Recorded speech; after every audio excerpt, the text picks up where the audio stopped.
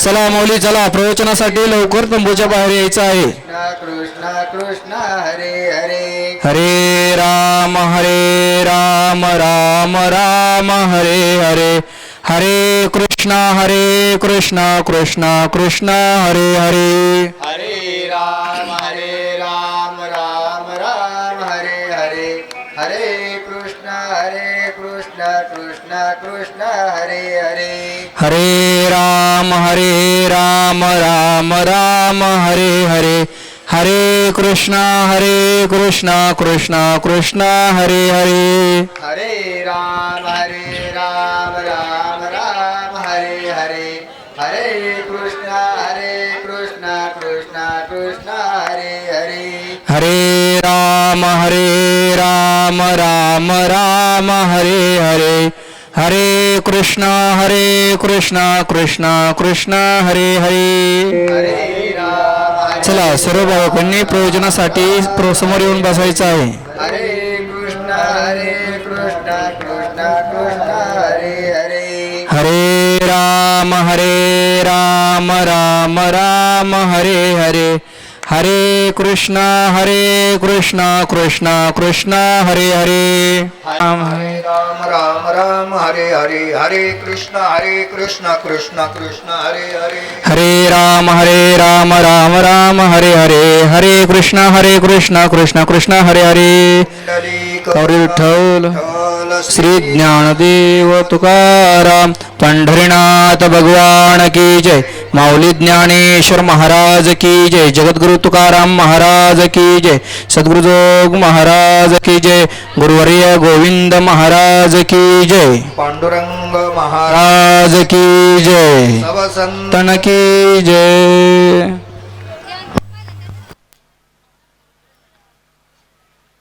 पै आपुले जे साचे ते कल्पांतीही नवचे. हे जानोनी गतांचे न शोचिजो. आजच्या प्रवचन रूपी सेवेसाठी जी ओवी घेतलेली आहे ज्ञानेश्वरी ग्रंथातील 12व्या अध्यायातील 17व्या श्लोकावर माऊली जे विवेचन करतात त्यातील 92 नंबरची ओवी आजच्या आपण या प्रवचनरूपी सेवेसाठी घेतलेली आहे.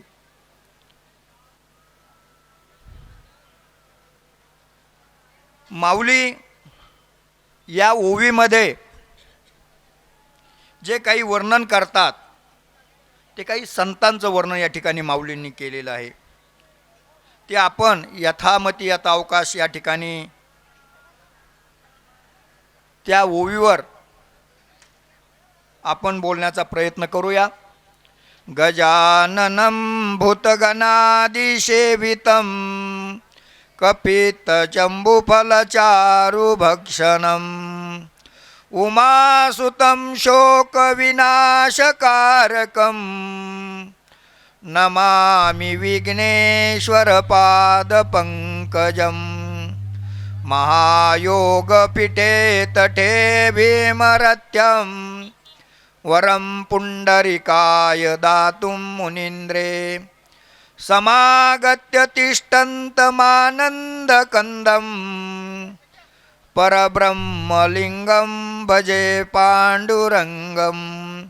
मनोजवं मारुततुल्यवेगं जितेन्द्रियं बुद्धिमतां वरिष्ठं. वातात्मजवानरयूतमुख्यं श्रीरामदूतं शरणं प्रपद्ये. वसुदेवसुतं देवं कंसचानूरमर्दनं देवकी परमानन्दं कृष्णं वन्दे जगद्गुरु. गुरुर्ब्रह्मा गुरुर्विष्णू. संत यांच्याकडे दुःख हे नसतंच आणि संत हे नेहमी आनंदी असतात. न शोचती. संत हे कधी दुःखाला जवळ थारा देत नाही आणि आलेले जे दुःख असतं ते दुःखाचा ते कधी खेद करत नाही. मग जे संत असतात, ते संत कोण असतात, कसे असतात, आणि आजची ही ओवी जी मी प्रवचनासाठी घेतली, ही प्रवचनासाठी ओवी का घेतली हे आपणाला सगळ्यांना माहिती आहे. श्री ज्ञानेश्वर महाराज यांचा चालू असलेला पायी पालखी सोहळा, आणि त्या पायी पालखी सोहळ्यामध्ये आपली रथाच्या पाठीमागे 43 क्रमांकाची दिंडी वैकुंठवासी गुरुवर्य हरिभक्तपरायण केंद्रे बाबांनी चालू केली. आणि ही दिंडी चालू करून बोलता बोलता महाराज 49 वर्ष झाले. किती? 49. साधी गोष्ट नाही आहे. महाराज एखादं कार्य जर चालू केलं, आपण गावात सप्ताह जर चालू केला तर आपल्याला अखंड चालू राहील सांगता येत नाही. एखादं कार्य चालू केलं तर काही आपण आपल्या वडिलांची पुण्यतिथी करतात, बरीचशी मंडळी चालू करतात, पण ती सुद्धा टिकत नाही बरं माऊली. एखादा 2 वर्ष करतो, तिसऱ्यावरती सोडून देतो. परंतु बाबांनी चालू केलेलं हे इवलेशे रोप लाविले द्वारी, आणि त्याचा वेलू गेला गगनावरी. माऊली 50-60 माणसांमध्ये ही दिंडी चालू झालेली. 60 रुपये प्रमाणे भिशीने दिंडी चालू झालेली. आणि ही दिंडी चालू झाल्यानंतर दुसऱ्या वर्षी आम्ही या दिंडीमध्ये आलो बरं माऊली. 49 साली आम्ही या दिंडीमध्ये आलो. आणि आतापर्यंत केंद्रे बाबाच्या आशीर्वादाने, केंद्रे बाबाच्या आशीर्वादाने महाराज संतांचे इतके उपकार असतात, इतके उपकार असतात, आई वडिलांपेक्षा संतांचे उपकार जास्त असतात. आई वडील काय करतात महाराज, काय करतात? आई वडिलांची एकच अपेक्षा असती, आपल्या मुलाने शिक्षण घ्यावं, चांगल्या प्रकारचा संसार करावा, गडगंज पैसा कमवावा, घरदार मोठं करावं, एवढीच आईवडिलांची इच्छा असते. परंतु आईवडील कधी आपल्या मुलाचा उद्धाराचा विचार करत नाही. आणि संत जे असतात ते आपल्या काय करीत असतात, जो शिष्य असेल त्याचा उद्धार कसा होईल हे संत कार्य करत असतात. त्यातील आपले केंद्रे बाबा बरं, फार महाराज तळमळ असायची, फार तळमळ असायची. मला ह्या विषयावर जास्त बोलायचं नाही, मला या ठिकाणी ओवीवर यायचं आहे. त्यांनी जे लावलेलं रोप त्याची वाटचाल करत असताना 49 वर्ष झाले, आणि त्या 60-70 माणसांचं रूपांतर 6-7 हजार लोकांमध्ये झालं महाराज. ही सोपी गोष्ट आहे का? ज्या माणसाचं नाव शाळेमध्ये नाही, कुठल्या प्रकारचं शिक्षण नाही, त्या माणसाने मनामध्ये संकल्पना आणावी का जे विश्वगुरू होऊन गेले माऊली, ज्यांनी ज्ञानेश्वरी लिहिली, तिची ज्ञानेश्वरी दगडावर लिहायची एका अंगठ्या बहादराचं काम आहे महाराज. सोपी गोष्ट कल्पना नाही करायची, हे तुमचं माझं काम नाही. असे केंद्रे बाबा आणि त्यांची असलेली दिंडी, आणि त्या दिंडीमध्ये चालू असलेली आपली पायीवारी, आणि आजचा मुक्काम नातेपुते गावामध्ये. आणि आजचं आणखीन एक विशेष महत्त्व तुम्हाला सांगतो. आमचे गुरुवर्य पांडुरंग महाराज वैद्य बाबा वारकरी शिक्षण संस्थेमध्ये अध्यापक होते. मृदंग जर विषय जर घेतला महाराष्ट्रभर, ज्यांनी मृदंग आज या ठिकाणी महाराष्ट्रामध्ये जो मृदंग वाजतोय त्याला मुख्य म्हणजे वैद्य बाबा आहे. आणि त्यांची पुण्यतिथीचा दिवस आजचा असतो. म्हणून आजची ही प्रवचनरूपी सेवा, आणि त्या सेवेमध्ये एका संताचं, एका महात्म्याचं वर्णन करावं म्हणून मी ही ओवी या ठिकाणी घेतली. माऊली म्हणतात, पै आपुले जे साचे ते कल्पांतीही न वचे, हे जानोनी गताचे शोची न शोची जो. जे संत असतात, जे संत असतात ते दुःखाचा कधी न विचार करणे, त्यांच्याकडं दुःखच येत नाही, आलेल्या दुःखाचा ते कधी विचार करत नाही. असे कोण असतात? संत असतात. मग हे संत किती असतात मोठे? आपल्या गावामध्ये काही लोकसंख्या काही असते, काही प्रतिष्ठित मंडळी. मग त्या गावाच्या तुलनेमध्ये संत मोठे का? का तालुक्याच्या लोकसंख्येमध्ये संत मोठे? का जिल्ह्याच्या मध्ये? का राज्याच्या मध्ये? का देशाच्या मध्ये? साधू थोर जाना, साधू थोर जाना, साधू थोर जाना कलियुगी. साधू किती मोठे असतात महाराज? जे युग होऊन गेले त्या युगामध्ये आता चालू असलेलं कलियुग, आणि त्या कलियुगामध्ये मोठे कोण असतील तर ते साधू असतात महाराज. म्हणून जे साधू असतात ते किती मोठे असतात? अजून किती मोठे जर सांगायला जर गेलं तर देवापेक्षाही साधू मोठे असतात, देवापेक्षा. मग हे देवामध्ये अजून 3 देव मोठे. कॅबिनेट मंत्री आपल्याकडे काय? कॅबिनेट मंत्री ब्रह्मा, विष्णू आणि महेश हे 3 देव प्रमुख मोठे मानले जातात. ह्या ब्रह्मा, विष्णू, महेशाकडे काय काम आहे महाराज? एकाकडं ही सृष्टी, तुम्ही आम्ही जीवजंतू आहे ना, हे निर्माण करायचं काम आहे ब्रह्मदेवाकडं. एकाकडं याचं पालन करणं वगैरे आणि संहार करणं हे काम एकाकडे आहे. असे खाते यांच्याकडे. ह्या ब्रह्मा, विष्णू, महेशपेक्षा सुद्धा संत मोठे. तुम्ही म्हणाल कसे मोठे? मी सांगतो तुम्हाला. ब्रह्मदेवाला किती डोके आहे माऊली? किती डोके आहे? 4 डोके. बरोबर आहे. आपल्याला किती डोकं आहे माऊली? 1 डोकं आहे आपल्याला. किती? 1 डोकं. आणि जे आपल्या डोक्यातला जर आपण जर विचार जर करायला जर गेलो महाराज, तर आपलं डोकं किती चालतं सांगू तुम्हाला? आमच्याकडे विठ्ठल महाराज चौधरी, शिरसाट महाराज चौधरी बाबा अध्यक्ष होते वारकरी शिक्षण संस्थेत. त्यांचं कीर्तन होतं आणि त्यांच्या मुखातून मी एक शब्द ऐकला. ते पाठाला मुलं बसायचे आणि मुलं बसल्यानंतर ते पाठामध्ये एक शब्द यायचा आणि त्या शब्द आला. शब्द आता मला त्यांनी सांगितलेलं आठवत नाही. तर ते शब्दाचा ते अर्थ विचारायचे आणि मग महाराजांनी सांगितलं तो शब्द म्हणजे बाबा आता याच्यापेक्षा पूर्ण तुला काही सांगणं शक्य नाही, इथपर्यंत तो विषय आहे. तो माझाच तो शब्द आता मला आठवना, परंतु हे परत परत त्याला रिपीट, तो प्रत्येक वेळेला तो विचारायचा, बाबा ह्या शब्दाचा अर्थ काय? आणि बाबांनी त्याला 3 वेळा सांगितलं, परंतु त्याला त्या शब्दाचा अर्थ काही त्याच्या लक्षात राहिला नाही. म्हणजे आपली जी बुद्धी असती ती किती वेळा सांगा तर ती बुद्धी आपली काही त्या ठिकाणी चालत नाही. परंतु काही विद्यार्थी असतात का ते एक पाठी असतात महाराज. काय असतात? एक पाठी असतात. आणि काहीला किती वेळा सांगा, त्याचं जे मशीन आहे ना ते बुलडोझरच्या गतीने चालतं. बुलडोझर बघितलेलं आहे ना तुम्ही?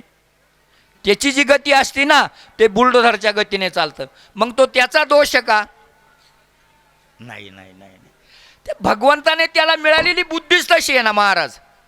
त्याला तुम्ही किती सांगा आणि त्याला किती जरी सांगितलं तरी त्याची बुद्धी त्या ठिकाणी चालत नाही. अशी असणारी आपली बुद्धी असते महाराज. पण जे ब्रह्मदेव आहे, ह्या ब्रह्मदेवाला किती शिर आहे? 4. आणि ह्या 4 मस्तकामध्ये असे कॅम्प्युटर बसवलेले महाराज हाय पॉवरचे. म्हणजे तुम्ही म्हणाल हाय पॉवरचे कसे? त्यांच्या मेंदूचा, त्यांच्या कॅपॅसिटीचा विचार जरी आपण करायला गेलो तरी आपला मेंदू हँग होऊन जाईल. आपले मेंदू बंद पडेल त्या गोष्टीचा विचार करायला जर गेलो तर. तुम्ही म्हणाल कसे? सांगतो मी तुम्हाला. ह्या ब्रह्मदेवाने 84 योनी तयार केल्या. मग त्यात सरपटणारे असतील, 2 पायाचे, 4 पायाचे, बरोबर आहे का, जलचरे, भूचरे, सगळ्या प्रकारचे प्राणी 84 लक्ष योनी या ब्रह्मदेवाने तयार केल्या. आणि ह्या 84 लक्ष योनी जरी तयार केल्या तर आपण आपल्यावरच येऊ, आपली मानवाची योनी घेऊ आपण महाराज. एक एकासारखा आहे का हो माऊली? बरोबर आहे का? एक एकासारखा नाही. दुसरी गोष्ट, काल परवा कोणतरी बोलून गेलं, प्रत्येकाचा बोलण्याचा आवाज काय आहे? अलग अलग आहे माऊली. प्रत्येकाचा काय बोलण्याचा आवाज कसा आहे? अलग आहे. चालण्याची चालसुद्धा अलग आहे. आता जर शिरसाट महाराजांनी नुसतं भजनामध्ये भजन जे भजनात आहे ते बरं का, बाकीच्यांना नाही काही कळणार, पण शिरसाट महाराजांनी स्वर काढला तर मागच्या 10 लाईनीतला माणूस असू द्या आणि शिरसाट महाराज न दिसू द्या, ते म्हणते कोण म्हणून राहिलं रे दिसत नाही. एक म्हणतो अरे शिरसाट महाराज तुला आवाज लक्षात येत नाही का? काय झालं? आवाजावरून कोण माणूस बोलतो, कोण गातं, इथपर्यंत हे कोणा तयार केलेलं आहे? महाराज. कोणा केलं? ब्रह्मदेवाने तयार केलं, ब्रह्मदेवाने. एक तुम्हाला उदाहरण सांगतो, जर सारखे जर केले असते, कृष्णदेव भगवंताचं एक उदाहरण सांगून तुम्हाला फक्त मी पुढं चालतो. एक गोपाळ गोपिका ह्या कृष्ण भगवंताच्या जाचाला कंटाळले आणि ते म्हणे ह्या कृष्ण भगवंताचे गोकुळ सोडूनच आपल्याला नगराच्या बाहेर जायचं. त्यांनी आपला छकडा झोपला आणि निघाले. आणि चालल्यानंतर कृष्ण भगवंत हे अंतर्यामी होते. त्यांनी सांगितलं अरे मला सोडून तुम्ही चालले का? बघतो. म्हणून देवाला सोडून कधी बाजूला जाऊ नये बरं का, फजिती होत असते, लक्षात घ्या. आणि कृष्ण भगवंताने त्याची जी पत्नी होती तिला मायावी काय केली? तहान लागली. ती म्हणती पतीला, अहो मला लई तहान लागली. त्याने तिथे जवळ पाणी नाही आहे, कुठून तरी काहीतरी करा पण मला पाणी आणा. पत्नीची आज्ञा राहते. महाराज ज्याला संसार करायचा आहे ना त्याला काय करावं लागतं महाराज? ऐकावं लागत नाही, झुकावं लागतं. झुकावा. ऐकणं वेगळं आणि झुकणं वेगळं. नाहीतर काय होतं? चला रामकृष्ण हरी. म्हणून तिने सांगितलं. त्याने काय केलं? खाली लोटा घेतला आणि त्या गाड्याच्या खाली उतरला, त्या छकडीच्या, आणि पाणी आणायला गेला. पाणी आणायला गेल्यानंतर ते स्वरूप कोणी घेतलं? कृष्ण भगवंताने घेतलं. आणि तोच लोटा आणि घेऊन कृष्ण भगवंत त्या गाडीमध्ये आले आणि तिला पाणी दिलं. ती पाणी पिली. काय थंड पाणी! कोणाच्या हाताचं पाणी होतं माऊली ते? तिचं सुद्धा भाग्य होतं, भगवान परमात्म्याने तिला त्या लोट्याने पाणी दिलं होतं.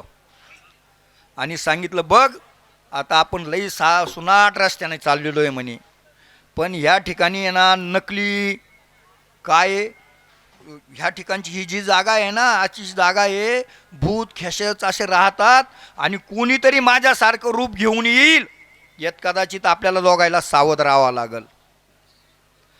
आणि याने तर बघितलं छकडं उभं होतं आणि छकडं चालू राहिलं आणि कोणीतरी गाड्यावर बसलेला आहे छकड्यामध्ये. तो पळत धोतर टांगलं पळत सुटला. थांब थांब थांब करता करता घामाघूम झाला, उलटा पालटा पडत पळत आला आणि कसा तरी छकडेवर चढायला लागला. तिने म्हटलं छकडेवर चढू नको, कारण कृष्ण भगवंताने अगोदरच सांगितलं होतं माझ्यासारखा कोणीतरी येईल. आणि खऱ्या पतीला काय करावं लागलं? बाजूला थांबावं लागलं. कशामुळे? एक रूप आलं, एक रूप. तसं ब्रह्मदेवाने जर नानी असं जर केलं असतं तर आपल्या किती फजित्या झाल्या असतं सांगा बरं. म्हणून ब्रह्मदेव किती चाणाक्ष आहे. असे असणारे ब्रह्मदेव. अजून एक तुम्हाला एक उदाहरण सांगतो. म्हशीचा डोळा पाहिला केवढा आहे? केवढा डोळा आहे शिरसाट महाराज? आणि मुंगीचा डोळा केवढा आहे? जर म्हशीचा डोळा मुंगीला बसावला तर काय होईल सांगा बरं? किंवा मुंगीचा डोळा म्हशीला चालेल का? म्हणजे एवढा ब्रह्मदेवाचं काय मेंदू आहे महाराज. किती कॅम्प्युटर चालतं सांगा ना तुम्ही. असे ब्रह्मदेव हे देव, ह्या देवाईपेक्षा कोण श्रेष्ठ आहे? संत श्रेष्ठ आहे. तुम्ही म्हणाल कसे संत श्रेष्ठ आहे? संत श्रेष्ठ कसे? ते मागाचा शब्द किंबहुना होता बरं का. विठ्ठल महाराज चौधरी जे बोलत होते, मी परत तो विषय तुम्हाला थोडा सांगतो. ते पाठामध्ये ते किंबहुना शब्द यायचा आणि तो पाठामध्ये शब्द आला का तो विद्यार्थी म्हणायचा बाबा ते किंबहुना म्हणजे काय? बाबा म्हणे अरे एखादा विषय जर आपण सांगत आलो ना तर त्या विषयाचा आता किती अर्थ तुला सांगायचा, त्याच्यापेक्षा कुठं किंबहुना. परत तो पाठाला शब्द आला का तो विचारायचा बाबा किंबहुना म्हणजे काय? त्यांनी 3 वेळा 4 वेळा सांगितलं. पुढं त्या मुलाचंच नाव काय ठेवलं? किंबहुना ठेवलं. मग तो जर नाही आला पाठाला तर बाबांनी विचारायला तो किंबहुना नाही आला, पोरांनी विचाराय किंबहुना चालना, तरी त्या किंबहुनाला त्या किंबहुनाचा अर्थ कळला नाही. म्हणजे आपली बुद्धी, देवाची बुद्धी, ब्रह्मदेवाची बुद्धी, देवाची बुद्धी किती श्रेष्ठ असती मला हे सांगायचं होतं. असे असणारे देव यांच्याही पेक्षा संत श्रेष्ठ महाराज, यांच्याही पेक्षा संत श्रेष्ठ. तुम्ही म्हणाल कसे संत श्रेष्ठ? सांगतो मी तुम्हाला पुढं. ज्या वेळेला कौरव पांडवांचं युद्ध झालं महाराज, कौरव पांडवांचं, त्या कौरव पांडवांचं युद्ध झालं, त्या युद्धामध्ये कौरवांकून किती सैन्य बलाढ्य होतं महाराज? किती? 2 चिरंजीव, 1 इच्छामरणी. काय ज्या वेळेला मनाला वाटेल आपल्याला नाही आला दंडा घेऊन आणि चाल, नाही नाही नाही नाही, इच्छामरणी. आमचे माऊली महाराज इच्छामरणीच होते ना. माऊलींना किती वेळा काळ आला घ्यायला? हां, अहो माऊलीपर्यंत वेळही नाही आली. बरोबर आहे का नाही? मला ते सांगून वेळ नाही घालवायचा. आमच्या मुक्ताईने बोट केलं, सोपान काकांना बोट केलं, तरी काळाला परत जावं लागलं. याला इच्छामरणी म्हणतात. अशामध्ये त्यातलं जे सैन्य होतं ते एकट्या अर्जुनाने मारलं. कोणी मारलं? एकट्या अर्जुनाने. एवढं सैन्य. पण ज्या वेळेला कृष्ण भगवंत निजधामाला गेले, आणि ज्यावेळेला कृष्ण भगवंत निजधामाला गेले, त्यावेळेला द्वारका नगरी ही 8 दिवसात बुडणार होती. किती दिवसात? 8 दिवसात द्वारका नगरी बुडणार आहे. म्हणून सगळ्या मंडळींना त्यांनी देवानेच अगोदर सांगितलं होतं की मी गेल्यानंतर तुम्ही ही द्वारका 8 दिवसात खाली करा. आणि मग कृष्ण भगवंताच्या ज्या पत्न्या होत्या, त्या पत्न्यांनी आणि सगळी ती काय केली, द्वारका नगरी सोडली. नुसते मोकळ्याच निघाल्या का? आपलं धन द्रव्य वगैरे सगळं घेऊन निघाले. आणि बरोबर कोण होते? अर्जुन. आणि हे सगळं घेऊन निघाल्यानंतर बाहेर जात असताना काही भिल्लांच्या पत्न्यांना कळलं का ह्या द्वारका नगरीमधून सोडून हे बाहेर चाललेले आहे आणि यांच्याकडे इतक्या प्रकारचं ऐवज धन आहे. आणि त्यांनी लुटलं कोणाला? त्या स्त्रियांना. पण त्यांच्या रक्षणाला कोण होता? अर्जुन. ज्याने 18 औक्षणी सैन्य मारलं तो अर्जुन कोणाच्या बरोबर? त्यांच्या रक्षणाला. ज्याचं शस्त्र गांडीव शस्त्र हातामध्ये होतं त्या काळात, त्या शस्त्राने जे सैन्य हरवलं ते शस्त्र कोणाच्या हातात होतं? अर्जुनाच्या होतं. परंतु त्या स्त्रियांनी अर्जुनाला मारून पिटळून लावलं महाराज. कुणी? भिल्लांनी नाही, भिल्लांच्या बायकांनी. मग असा असणारा अर्जुन, एवढं 18 औक्षणी सैन्य मारणारा अर्जुन, असं का घडलं? तोच अर्जुन आहे त्या काळातला. आताचा अर्जुन तोच आहे, तेच शस्त्र आहे. याचं कारण एक आहे महाराज. काय? त्यावेळेला बरोबर कोण होते? कृष्ण भगवान होते. कृष्ण भगवान. आता कृष्ण भगवान निघून गेले. आता कृष्ण भगवान अर्जुनाबरोबर होते का? नाही नाही. आता ही लाईट चालू आहे आपल्यावाले, बरोबर आहे का नाही? याचा सप्लाय जर तिकून जर कट केला आणि शिरसाट महाराजाचं बोर्ड इथं आहे, इकडं ते किती बटणं आपण आपटले लावले, तो बल्ब लागल का? का नाही लागणार?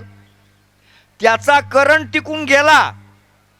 त्याचा करंट टिकून गेला. तुम्ही किती बटणं आपटा लावा, हा बल्ब लागू शकणार नाही. तसा अर्जुनाचा जो करंट होता, अर्जुनातला जो करंट होता, भगवान रूपी कृष्ण भगवंताचा, तो करंट गेला. कृष्ण भगवंताने अर्जुनाने किती चाल केली याने कोणी तरी ती त्या ठिकाणी चालत नव्हती. म्हणून स्त्रियांनी पिटाळून लावला. समजत ना माझ्यावाला बोलणं? अशी फजिती झाल्यानंतर तो अर्जुन तिथून निघतो महाराज. काय होतो? तो अर्जुन त्या ठिकाणी ग्लानित होतो. मला या ठिकाणी सांगायचं आहे, माऊली या ठिकाणी काय सांगतात? पै आपुले जे साचे ते कल्पांतीही नवचे, हे जाणून निगताचे शोचन करी. संत शोक करत नाही ते संत असतात. मी बोलून गेलो ना, संत शोक करत नाही. मग हा संदर्भ कसा तुम्ही म्हणाल? जर संत आपल्याला किती किती शोक आहे महाराज. जन्माला आल्यापासून शोक आहे आपणाला. आपल्याला पाठीमागे जन्माला आल्यापासूनच दुःख आहे महाराज. का दुःख आहे? संत आपल्यासारखेच जन्माला येतात ना. केंद्रे बाबा आपल्यासारखेच जन्माला आले, वैद्य बाबा आपल्यासारखेच जन्माला आले, आज विष्णू महाराज, भास्कर महाराज आपल्यासारखेच आहे ना. काय फरक आहे त्यांच्यामध्ये ना आपल्यामध्ये, सांगा ना. संतांमध्ये आपल्यामध्ये काय फरक आहे? आपल्यापेक्षा एखादा पाय त्यांना जास्त आहे, एखादा हात जास्त आहे का, एखादं शिर जास्त आहे? काहीच नाही, आपल्यासारखेच आहे संत. दिसणारे आपल्यासारखेच असतात महाराज, पण ते आपणाला कळून येत नाही, कळून येत नाही. तर ज्या संत दुःख का त्यांच्याकडे जात नाही, आपल्याकडे का दुःख येतं महाराज? आपणाला पत्नी जरी गेली महाराज तरी काय होतं? दुःख होतं. पत्नीचा विरह आपण त्या दिवशी प्रवचनात ऐकला महाराज, महाराजाच्या तोंडून पत्नीचा विरह ऐकला. बरोबर आहे का नाही? किती वाईट आहे सांगा ना तुम्ही. ह्या गादीवर जर बसून आपल्याला जर विरह दुःख जर होत जर असेल, ह्या गादीवर बसून जर आपल्याला विरह दुःख जर होत जर असेल, तर किती दुःख वाईट आहे पत्नी जाण्याचं. मला पुढलं बोलायचं नाही. पत्नी गेली तरी आपल्याला दुःख आहे, मुलगा गेला तरी दुःख आहे, नवे नवे आपल्या खिसा जरी इथं कोणी मारला तरी त्याचं दुःख आहे. काय नवे एखादा कपडा जरी राहून गेला इथं शिरसाट महाराज तरी 50 पाळ्या म्हणतो. माझंच सांगतो ना, कपडा राहिला तरी आपण काय म्हणतो? अरे माझा काय झालं, शर्ट राहिलं, माझी टोपी सुटून गेली. 50 पाळ्याच्या गोष्टीचा आपल्याला खेद येतो. याचं कारण काय? दुःख आहे. हे कशामुळे? त्याच्याशी आपली जुडलेली नाळ असते, त्या गोष्टीशी काय असती? जुळलेली नाळ असते. मग संतांकडे दुःख नव्हतं का? संतांकडे ही नाळ नव्हती का? आणि संत दुःख का मानत नाही? तुकाराम महाराजांची बायको अन्न अन्न करता गेली महाराज. काय झालं? अन्न अन्न करता गेली तरी तुकाराम महाराजांनी दुःख लावलं नाही. बरे झाले देवा. काय झालं? वाटोळं झालं तरी देवाला काय म्हटलं? देवा बरं झालं, केलं ते चांगलं केलं तू. आपला रुपया गेला महाराज, झोप येत नाही रात्री, पलंगावर उलटा पालटा होत. हा संतातला ना आपल्यातला काय आहे? भेद आहे, भेद. आपण नाही त्या गोष्टीला आपलं म्हणतो. जी गोष्ट नाही ती गोष्टीला आपण माया जोडतो. तुम्हाला जर सांगायला जर गेलं, एकनाथ महाराजावर यववन किती वेळा थुकला? 108 वेळा यववन थुंकतो. आणि एकनाथ महाराज जाऊन काय करतात? स्नान करून येतात. आपल्यावर निसता थुका उडू द्या बरं, बाडग्यात दिल्याशिवाय राहू का आपण? तेवढ्यावर थांबणार आहे का महाराज आपल्यावर? नाही नाही नाही नाही नाही नाही, तेवढ्यावर सुद्धा थांबणार नाही. अहो दिंडीत चालतो आपण, निसती एखाद्याला पायाला पाय लागू द्या तरी त्याचा इतका पारा चढून जातो. पण काही माऊली म्हणतात जाऊ द्या, माऊली लागला असेल. आता कापे साहेबांना मी एका ठिकाणी थांबलो, एक महात्मे भेटले आम्हाला, आणि त्या महात्म्यांनी सांगितलं खरंच आहे ना माऊली, आपण इतरत्र जर चाललो, आता आलो आपण या ठिकाणी, तर कोणी कोणाला काय म्हणतं? माऊलीच म्हणतं ना. बरोबर आहे का नाही? माऊली असल्या तरी टँकर खाली स्नान करी जरी असल्या, ओ माऊली तिकडं सारखा. त्या माऊली असल्या, ओ माऊली मला बाटली भरू द्या. बरोबर आहे ना? सगळ्यांना काय झालं? माऊली संबोधलं गेलं. कशामुळे? हा कशाचा परिणाम आहे? आपण माऊलीच्या पालखी सोहळ्यात आलो, असणारे माऊलींनी सगळ्यांना माऊली रूप करून टाकलं. माऊली तुम्हाला आम्हाला सगळ्यांना तेच माऊली नाही. तुम्ही माऊली, ही माऊली माऊली, तुम्ही माऊली, मी माऊली, कोणी महाराज माऊली, कोणी असू द्या. कोणाच्या सानिध्यात आलो आपण? ज्याच्या सानिध्यात आलो त्या सानिध्याला महत्त्व आहे महाराज. आपण संसाराच्या सानिध्यात असू द्या महाराज, परंतु आपण अशाच याच्या भाग पाहिजे का त्या मायाचा आपल्याला तो झटका नाही बसून दिला पाहिजे. आपण मायाचा झटका नाही बसून दिला पाहिजे. तुम्ही म्हणाल कसा मायाचा झटका बसतो? मी तुम्हाला सांगतो. आपला दात आहे, दात जाताना कधी विचारतो? पण दाताला आपण किती सकाळी सुटल्यानंतर ब्रश कर वगैरे, त्याला किती स्वच्छ करण्याचा किती प्रयत्न करतो. कारण का? तो दात कोणाचा आहे? आपला दात आहे. दात आपला आहे, माझा आहे दात. आणि त्या दाताला मी काय करत असतो? प्रेम करत असतो त्या दातावरती. पण तो दात एक दिवस गळून जातो. मग त्यावेळेला दात तुझाच आहे ना. मग तो गळून जाताना त्या दाताने म्हणायला पाहिजे ना, अरे मी याचा मी नाही गेलो पाहिजे. दात म्हणतो का मी यांचा आहे, मी गेलो नाही पाहिजे? तसं तुम्ही ज्याला पत्नी म्हणतात, मुलं म्हणतात, नातू म्हणतात, हा संसार म्हणतो. महाराज शिरसाट महाराज, तुम्ही मी जो आहे ना, आपण सगळे जोपर्यंत चलन गा तोवरी म्हणती माझा. मग म्हातारपणी काय आला बागुल. महाराज तुम्हीच आहे. फक्त तुम्ही जोपर्यंत देता ना, हे चालू आहे तोपर्यंत तुमचं आहे. फक्त हे तुमचं बंद होऊन जाऊ द्या. ह्या ज्या माऊल्या आपल्यावर प्रेम करतात ना, ह्यांना सगळ्याला आडगायचं ते म्हातारं होतं. कोण होतं? ज्याने एवढं सगळं केलं, ज्याने हे बंगल्याची बंगले बांधले महाराज, शेवटी त्याला बाहेर बसावं लागतं कुठंतरी एखाद्या ठिकाणी, आणि तिथे त्या म्हातारीची व्यवस्था केली जाते. शिरसाट महाराज खरं आहे खोटं आहे? मग तुम्ही ज्याच्यावर प्रेम करता त्यांनी ते कुठं तुमच्यावर प्रेम करतात? ते तुमच्यावर प्रेम करत नाही. बरं जाऊ द्या, याच्या पुढला अजून मी तुम्हाला विषय सांगतो. संत शोक करत नाही. गावामध्ये कोणीतरी माणसं मरतात ना, मग त्या माणूस मेल्यावर रडता का? रडता का तुमच्या गावात? माणूस मेल्यावर रडता? मग गावात कुणी मेलं तरी तुम्ही रडता का? गावात कुणी मेलीची बातमी कळली तुम्हाला, तुम्ही रडता का? नाही. का रडता? रडत नाही तुम्ही? मेल्यावर रडता का नाही? रडत्या. कोण मेल्यावर? हां, एक उदाहरण तुम्हाला सांगतो. शिरसाट खरी घडलेली गोष्ट सांगतो तुम्हाला. एक चांगला मोठा उद्योगपती होता, वस्तुस्थिती आहे. आणि तो जात असताना एका रोडच्या कडाला एक ॲक्सिडेंट झाला होता, आणि कोणीतरी एक ग्रस्त त्या ठिकाणी गतप्राण झालेला होता. गतप्राण म्हणजे त्याचं थोडी होतं काहीतरी. तो डॉक्टरकडे जर वेळशीर पोहोचला असता तर येत कदाचित वाचला असता. म्हणून तिथले जे लोक होते ते काही वाहनांना, गाड्यांना हात देत होते. का याला टाकून आपण दवाखान्यापर्यंत नेऊ.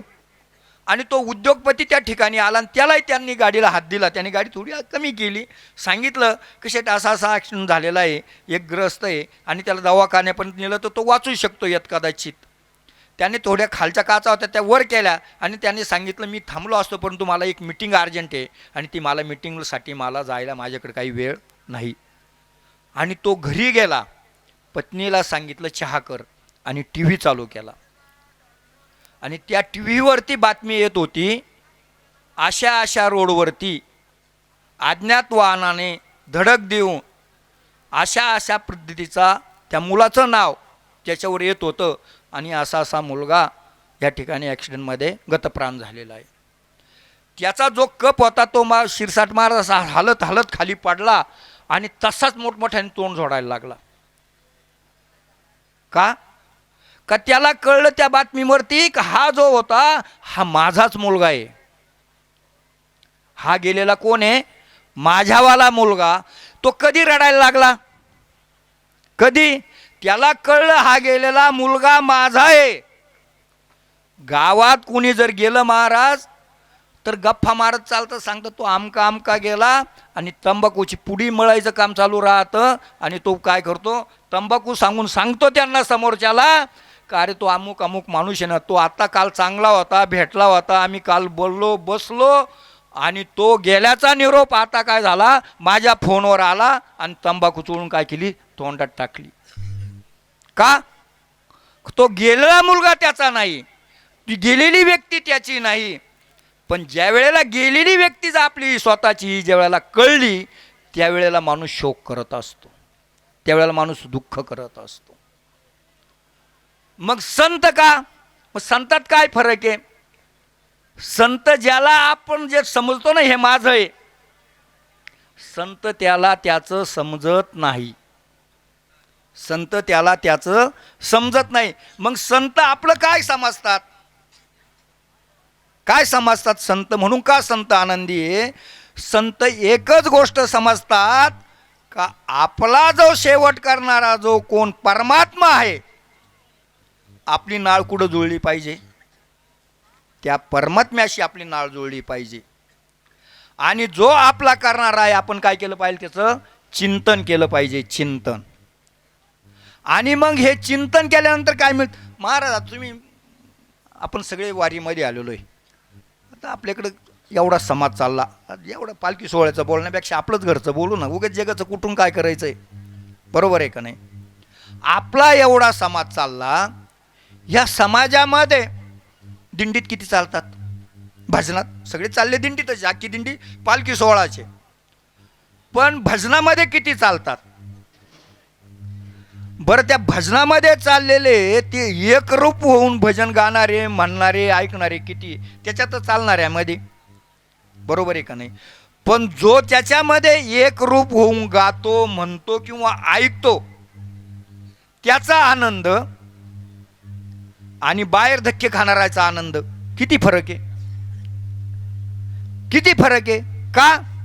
का त्याला माहिती याच्यात काय आहे? आनंद आहे, ह्या धक्के खाण्यात काही आनंद नाही. म्हणून काही जी मंडळी असती महाराज, ती भजन सोडत नाही, आणि काही मंडळी धक्के खात चालतात. मग ते म्हणतात, अहो तुमच्या दिंडीमध्ये आले लय धक्के खावा लागतात. त्याचं कारण एक आहे, तू जी मुख्य काश आहे ती काय केलेली? तू कास सोडलेली आहे. जी मुख्य काश आहे ती कास सोडलेली. तू जर ती कास जर पकडली तर तुला धक्के खाण्याचं काय कारण आहे? तसंच मी जो संसार करतो महाराज, तुम्ही माझा जो, आपल्याला जे दुःख आहे, त्या दुःख येण्याचं कारण एक, आपण जी मुख्य कास आहे ती सोडलेली. मुख्य कास सोडलेली नाही, त्या माईकच्या गोष्टीच्या पाठीमागं आपण लागलेलो आहे. म्हणून आपणाला काय होतं? दुःख होतं. महाराज जे नर्मदा मातेकडे येऊन गेले असतील, गाडीने येऊ द्या, बसने येऊ द्या, पायी येऊ द्या, संत दुःखी का नसतात? का? त्याचं एक उदाहरण म्हणून मी तुम्हाला सांगतो. संत शियाराम बाबा म्हणून संत होऊन गेले नर्मदा खंडामध्ये. ज्यांचं नाव होऊन गेलं महाराज एक, ते संत शियाराम बाबा. आपल्या आश्रमावरती काही महात्मे आले होते, आणि ते महात्मे आल्यानंतर आमच्याकडे संध्याकाळी बसल्यानंतर काहीतरी त्या महात्म्याशिकून काही आपल्याला ऐकायला मिळतं, काही सत्संग म्हणून काही करता येतं का, म्हणून आम्ही ते कोणी महात्मा आले सत्संग म्हणून आम्ही कार्यक्रम रामदास शेठ करायचो.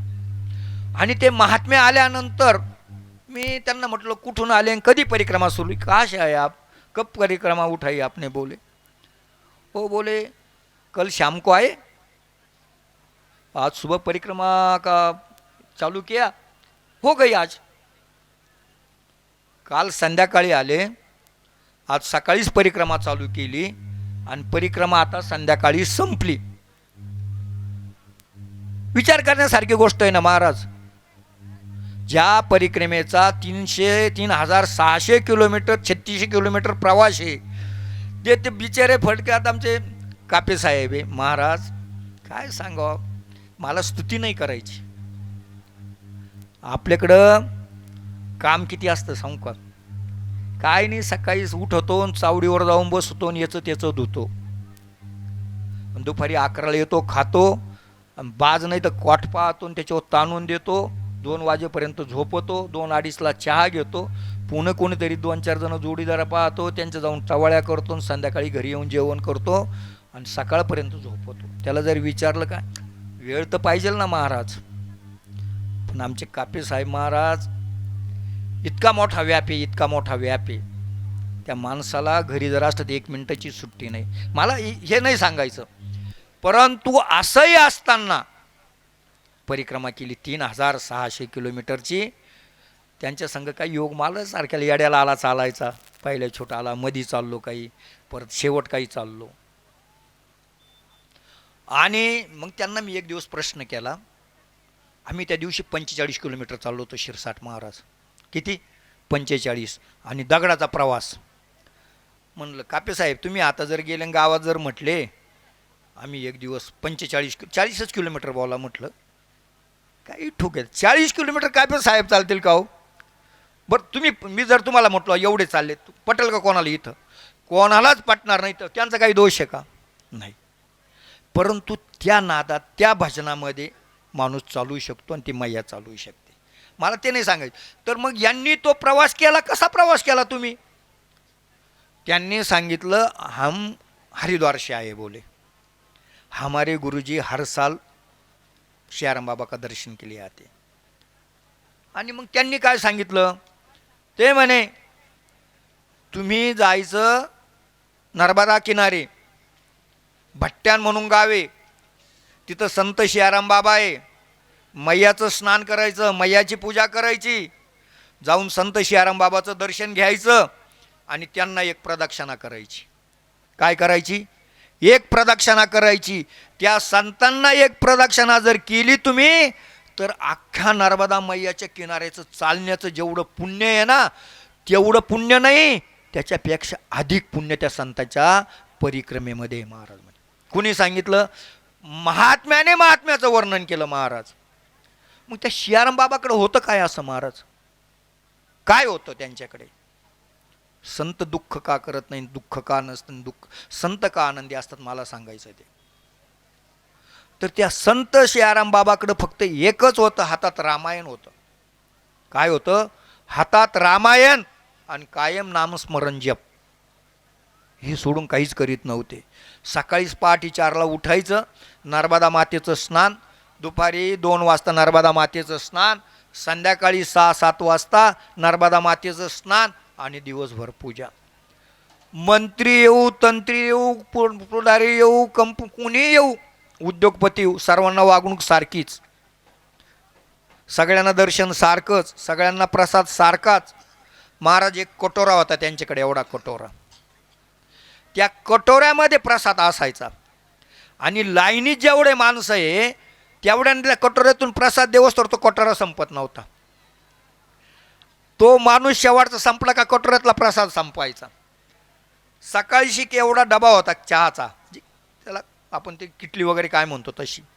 सकाळीच ती चहाची किटली भरली का दिवसभर चहा करायचा नाही, किती लोक येऊन चहा पिऊन जाऊ, तेवढ्या लोकांना चहा मिळायचा. महाराज, एवढी ताकद कोणाची होती?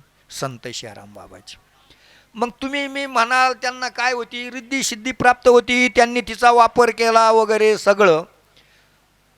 परंतु माझे आता मला ते सांगायचं नाही, परंतु मी चतुर्मासला होतो तिथं.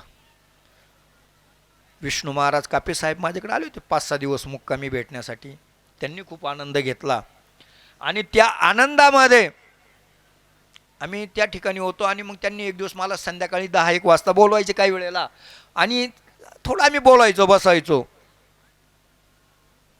तर त्या काळामध्ये त्यांना ज्या वेळेला अंतकाळ आला त्यांच्यावाला जायचं त्यांना, त्याच्या अगोदर 3 महिने कधी जात नव्हतो मी, असं दुपारून कधी जात नव्हतो. पण 4 वाजता गेल्यानंतर त्यांनी तिथे खाली गेले आणि त्या ठिकाणी एक ओटा तयार केला मैयाच्या किनारी, आणि त्याच्यानंतर त्यांनी एक कागद लिहून ठेवला आणि त्याच्यामध्ये ठेवून दिला आणि शिष्यमंडळींना सांगितलं, मी ज्या वेळेला जाईन कधी बी त्यावेळेला ह्या कपाटामध्ये हा कागद ठेवलेला आहे, हा फक्त खोलायचा आणि त्याप्रमाणे काय असेल ते करायचं पुढलं.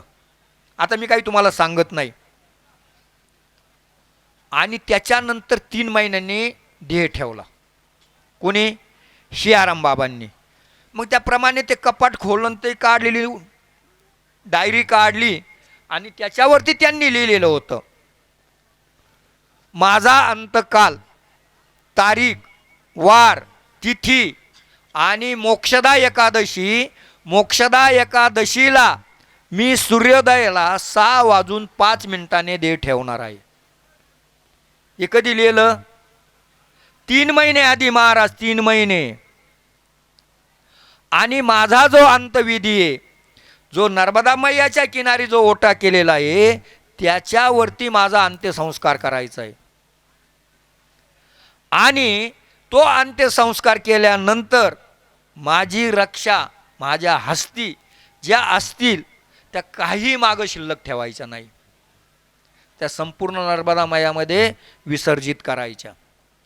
एवढंच नाही तर माझ्या नावावर 1 रुपया गोळा करायचा नाही, माझ्या नावावर कुठला व्यवसाय करायचा नाही, माझ्या नावावर काहीच करायचं नाही. महाराज, असे जे संत असतात आणि ते कधी दुःखी दिसत नाही, ते संत काय करत असतात? आनंदी असतात. महाराज, हे संत आनंदी असतात. म्हणून जे संत असतात त्यांच्याकडे दुःख नसतं, कारण त्यांनी मायाला थारा दिला नसतो. आणि आपल्याकडे जे असतं, आपण दुःखी का असतो, तर आपल्याकडं सगळ्यात अवघड जी आहे त्या मायेला आपण चिटकलेला असतो. बोलून गेलो, पत्नी माझी, मुलगा माझा, नातू माझा, घर माझं, दार माझं, हे सगळं माझं. आणि जे माझं आहे, खरं जे माझं आहे, त्यापासून आपण बाजूला झालो महाराज. आणि संत काय करतात, ज्या गोष्टीला आपण थारा देत नाही, म्हणजे संत कधी या गोष्टीला यांनी कधीच थारा दिला नाही. केंद्रे बाबांनी महाराज काय सांगायचं तुम्हाला, आज आपला लई थाटमाट आहे शिरसाट महाराज, खरंच आहे थाटमाट. 4 टँकर स्नानाला, बरोबर आहे का नाही, 2 माऊल्यांना, 2 आपणाला, तांदूळ 1 नंबरचा, तेल 1 नंबरचं, भाजीपाला ताजा आलेला. काय कमी मला सांगा ना तुम्ही, काय कमी. असं असताना हे का आपल्याला मिळतं, हे का मिळतं, याचा आपण कधी विचार केला का महाराज? मी म्हणाल, मी 2500 रुपये भिशी भरली शिरसाट महाराज. काय केली? फुकट नाही चाललो, तुमच्या नाकावर टिचून 2500 रुपये दिले आणि मग मी दिंडीमध्ये चालतो.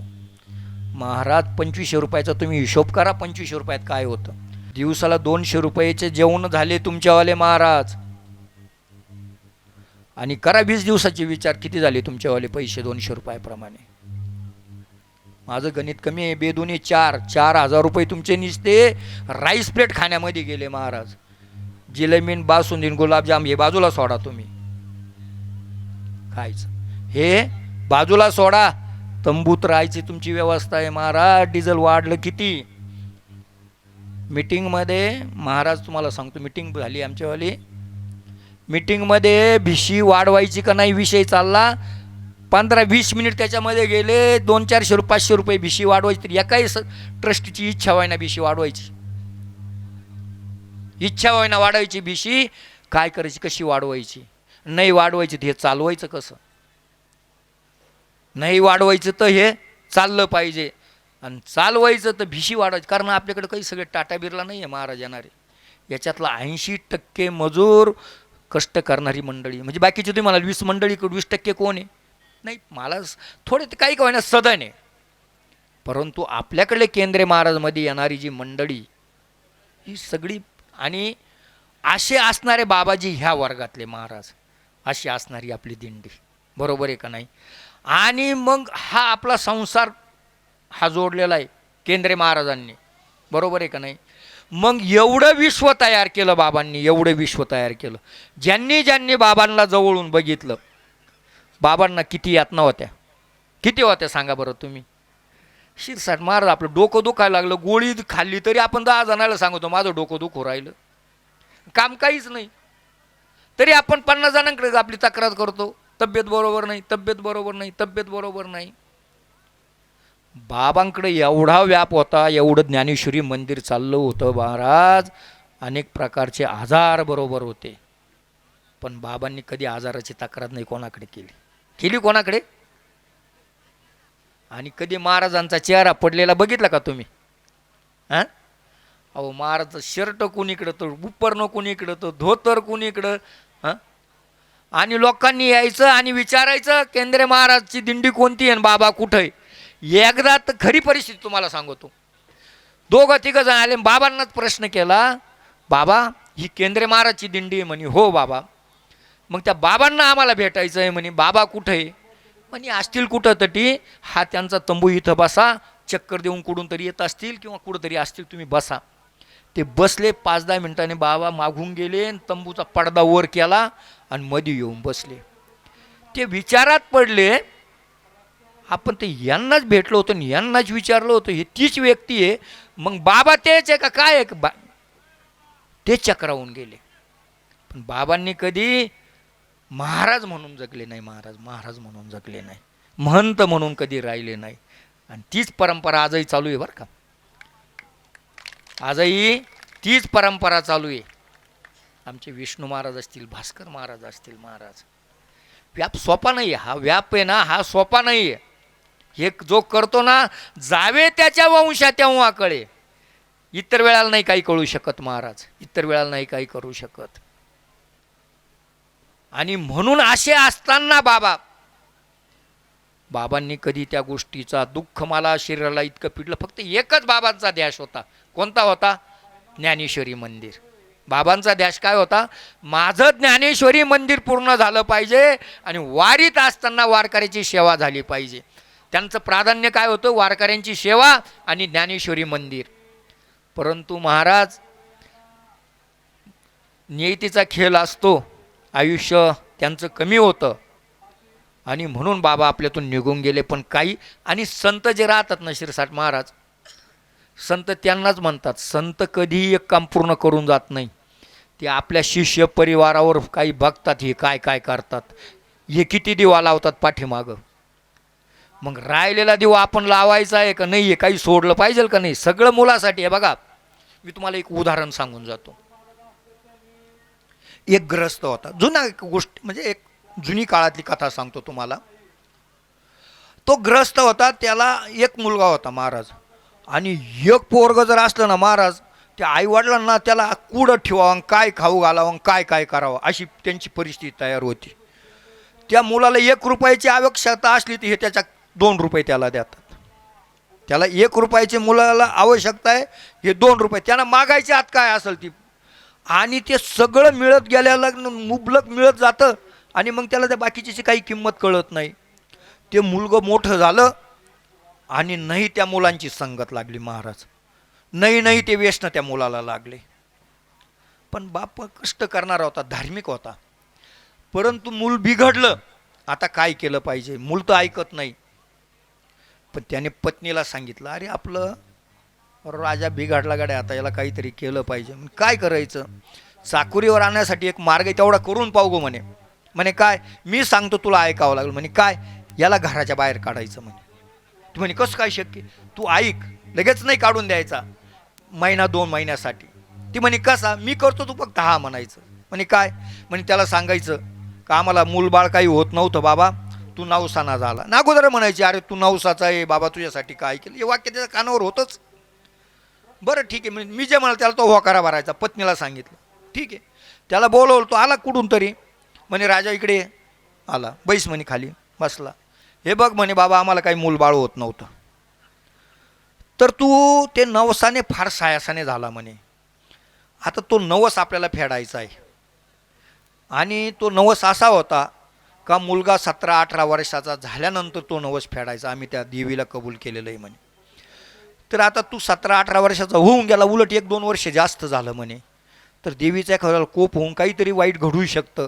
त्याच्या अगोदर आपल्याला नवस फेडला पाहिजे.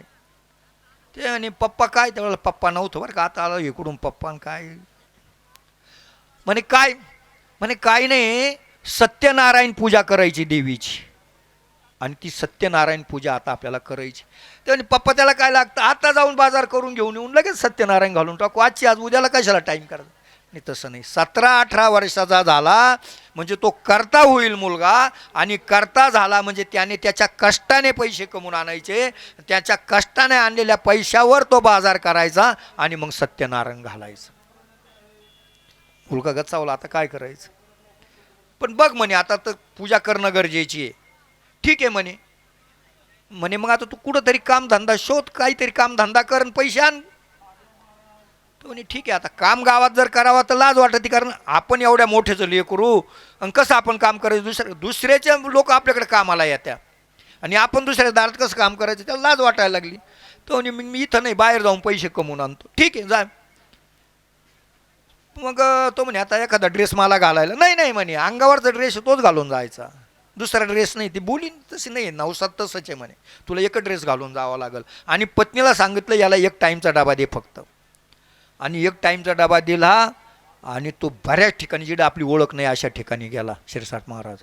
आणि गेल्यानंतर तो कामाला लागला, आणि काही रोजाने काम करायला लागल्यानंतर त्याला नाद तर भरपूर होते, तंबाखू खाय, विडी पे, सिगरेट पे, आणि मग तिची तलपीतल्या ज्या सामुग्र्या होत्या संपल्या होत्या. मग त्याने त्या रोजन त्या मालकाला सांगितलं, माझे रोजंदारीचे काय 5-50 रुपये असतील ते द्या. मालकानं काय केलं, त्यानं पैसे दिले, हा दुकानापाशी गेला आणि विचार करायला लागला, तंबाखूची पुडी 10 रुपयाची घ्यायची, आणि मग 10 रुपयाची पुडी जर घेतली तर आपले दिवस किती वाढतील. नको नको, पुडी नाही घ्यायची, आपल्याला पुडी घ्यायची नाही. सिगरेटची आठवण आली, अरे नको नको, त्याला 4-5 रुपये लागा त्या. प्यायची तर एक मग वारकरी होता, पताका घेऊन चालला होता आणि ते काहीतरी बाटलीचं नाव घ्यायचं आणि 100 रुपयाला पताका. अरे काय, तर ती कोणती 100 रुपयाची बाटली घ्यावा तर मग दिवस जातो आपल्याला वायाला. सगळे जे नाद होते ते जागेवर थांबले महाराज. आणि नाही करता त्याने 500 रुपये, जुना काळातली गोष्ट, 500 रुपये कमवले आणि घरी गेला आणि सांगितलं आई वडिलांना, मी पैसे कमवून आलो. म्हणे चांगलं झालं, आता असं कर, ब्राह्मणाकडे जाय आणि यादी करून सामान घेऊन ये. ब्राह्मणाकडे गेला, यादी केली, सगळी सामान घेऊन आला, पूजा मांडली. पूजा सुरुवात करायची, त्यात एक सुपारी नाही. आणि सांगितलं गुरूंना, करा पूजा सुरू. अहो म्हणे याला एक सुपारी कमी पडली. म्हणे अरे राजू, एक सुपारी कमी पडली. तो इकडं तिकडं पाहायला लागला, पैसे संपून गेले होते, सुपारी राहिली नाही. म्हणे पैसे नाही राहिले का? म्हणे गुरु एक सुपारी घरून दिल्या ना, काय अडचण आहे? म्हणे काही अडचण नाही. गुरु म्हणे द्या एक सुपारी घरून. त्याने काय केलं, तिजोरीची चावी होती ती काढली, मुलाच्या हातात दिली. चावी कोणाच्या हातात दिली? मुलाच्या हातात दिली आणि सांगितलं त्या तिजोरीतून पैसे घे आणि एक सुपारी घेऊन ये. रामदास शेठ तुमच्यासारखी परिस्थिती, त्याने 500 रुपयाच्या नोटावर लावून ठेवल्या होत्या. कोणी? वडिलांनी. आणि ती चावी दिली, कपाट खोललं, त्याने पाहिलं 500 रुपयाचे बंडल. पहिले चुट्या 500 रुपयाचा बंडलमधलं सुपारी घ्यायला 1 रुपया लागतो आणि 500 रुपयाचा बंडल फोडायचा कसा? वडिलांनी विचारलं, अरे का रे राजू, अरे जा लवकर घेऊन ये. दादा याच्यात 500 रुपये सगळे बंडलचे. अरे एक बंडल तोड. त्याची इच्छा होय ना, वडील आले, बंडल तोडला आणि 500 रुपयाची नोट कोणाच्या हातात दिली? त्या राजूच्या हातात दिली. तो म्हणे दादा 1 रुपयाची सुपारी आणायची, 500 रुपयाची नोट मोडायची काय गरज? सांगितलं माझा नवस फिटला, माझा नवस फिटला. मारे माझा हाच नवस होता. मुलाला इस्टेट कमवून ठेवण्यापेक्षा संस्कार विचार करून ठेवणं गरजेचं आहे. तसे बाबांनी मंदिराचा कळस येत का तसे बसून गेले असते, पण ह्या लेकराला कळलं असतं का? कळलं नसतं. ते कळण्यासाठी बाबांनी हे आपल्याला ठेवून गेले. बरं, म्हणून आता विष्णू महाराज असो, भास्कर महाराज असो, तुम्ही असो, आपण असो, विचार करतो हे खर्च करताना विचार करतो. 50 पाळ्या विचार करावा लागतं, हे किती मेहनतीचं आणि किती मेहनतीनं करावं लागतं म्हणून. परंतु हे ज्या वेळेला मेहनतीची चीज ज्या वेळेला कळती आणि ज्या वेळेला त्याची किंमत कळते, त्याची किंमत मग त्यावेळेला आपल्याला लक्षात येते, त्याचं मोल लक्षात येतं. हे मंदिर जर तयार होऊन जर गेलं असं काही नसतं महाराज, आपल्याला कळलं. महाराजांना नसतं कळलं, ट्रस्टीला नसतं कळलं, कोणाला नाही, आम्ही मस्त मांड्या थोपटून बसलो असतो महाराज. बरोबर आहे का नाही? परंतु तुमच्या माझ्या मेहनतीतून ज्या वेळेला हे मंदिर कळस पूर्ण होईल त्यावेळेला त्याची किंमत तुम्हाला मला कळणार आहे. म्हणून मी फक्त जाता जाता एकच या ठिकाणी बोलतो, पै आपुले जे साचे ते कल्पांतीहीन वचे, हे जाणोनी गताचे न शोचिजो. संत दुःख करत नाही, संत दुःखाचा लेश करत नाहीत, याच्यात एक खारीचा वाटा म्हणून त्यातलंही काही सत्कर्म आपल्याही वाट्याला यावं. म्हणजे काय? प्रत्येकाला अंतकाळ येणार आहे. शिरसाट महाराज, बरोबर आहे का नाही? आता आम्ही तर काय 67-68 मध्ये 80च्या पुढं तर कोणी काही जात नाही. आलं तर 80च्या पुढं कोणी जात नाही. तेव्हा आता आपला विचार तर काय, आता आहे 50 वर्ष पुढलं, यात कदाचित 25व्याला होतो आम्ही. असलं आयुष्य तर 50वं मिळेल पाहायला. 75ची अपेक्षा मुळीच ठेवायची नाही मनामध्ये. आम्ही 75ची अपेक्षा ठेवायची नाही. 50वं वर्ष असलं भगवंतांना दिलं, कारण उद्याचा दिवस सांगता येत नाही, पाहायला मिळेल का नाही काही सांगता येत नाही. पण असलं आयुष्य तर 50वं वर्ष आपल्याला पाहायला मिळेल. 75ची अपेक्षा करायची नाही. म्हणून ज्यावेळेला आपल्या हाताने सत्कर्म, तुम्ही मी कोणी असो, ते सत्कर्म आपण काय केलं पाहिजे? केलं पाहिजे. मग ही काय झाली आपल्यावाली? जमेची बाजू. ही झाली जमेची बाजू. एक बोलता बोलता मी एक प्रवचनामध्ये बोलून गेलो, बोलतोच, अजून आपल्याला टाईम पण आहे. काय? माणसाना कोणचंही कार्य करताना, सत्कार्य करताना ते कार्य आपल्या किती उपयोगाचं हे बघितलं पाहिजे. मला वाटतं तुम्ही शिरसाट महाराज तुम्ही तो उदाहरण पण दिला, तुम्ही डबल काही बोलू नाही.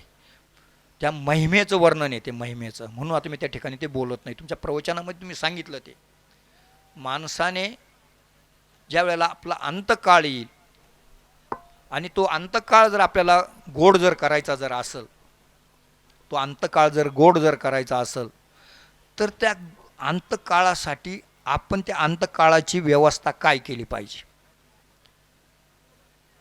आमच्या वळकट्या बांधून ठेवलेलं आहे शिरसाट महाराज.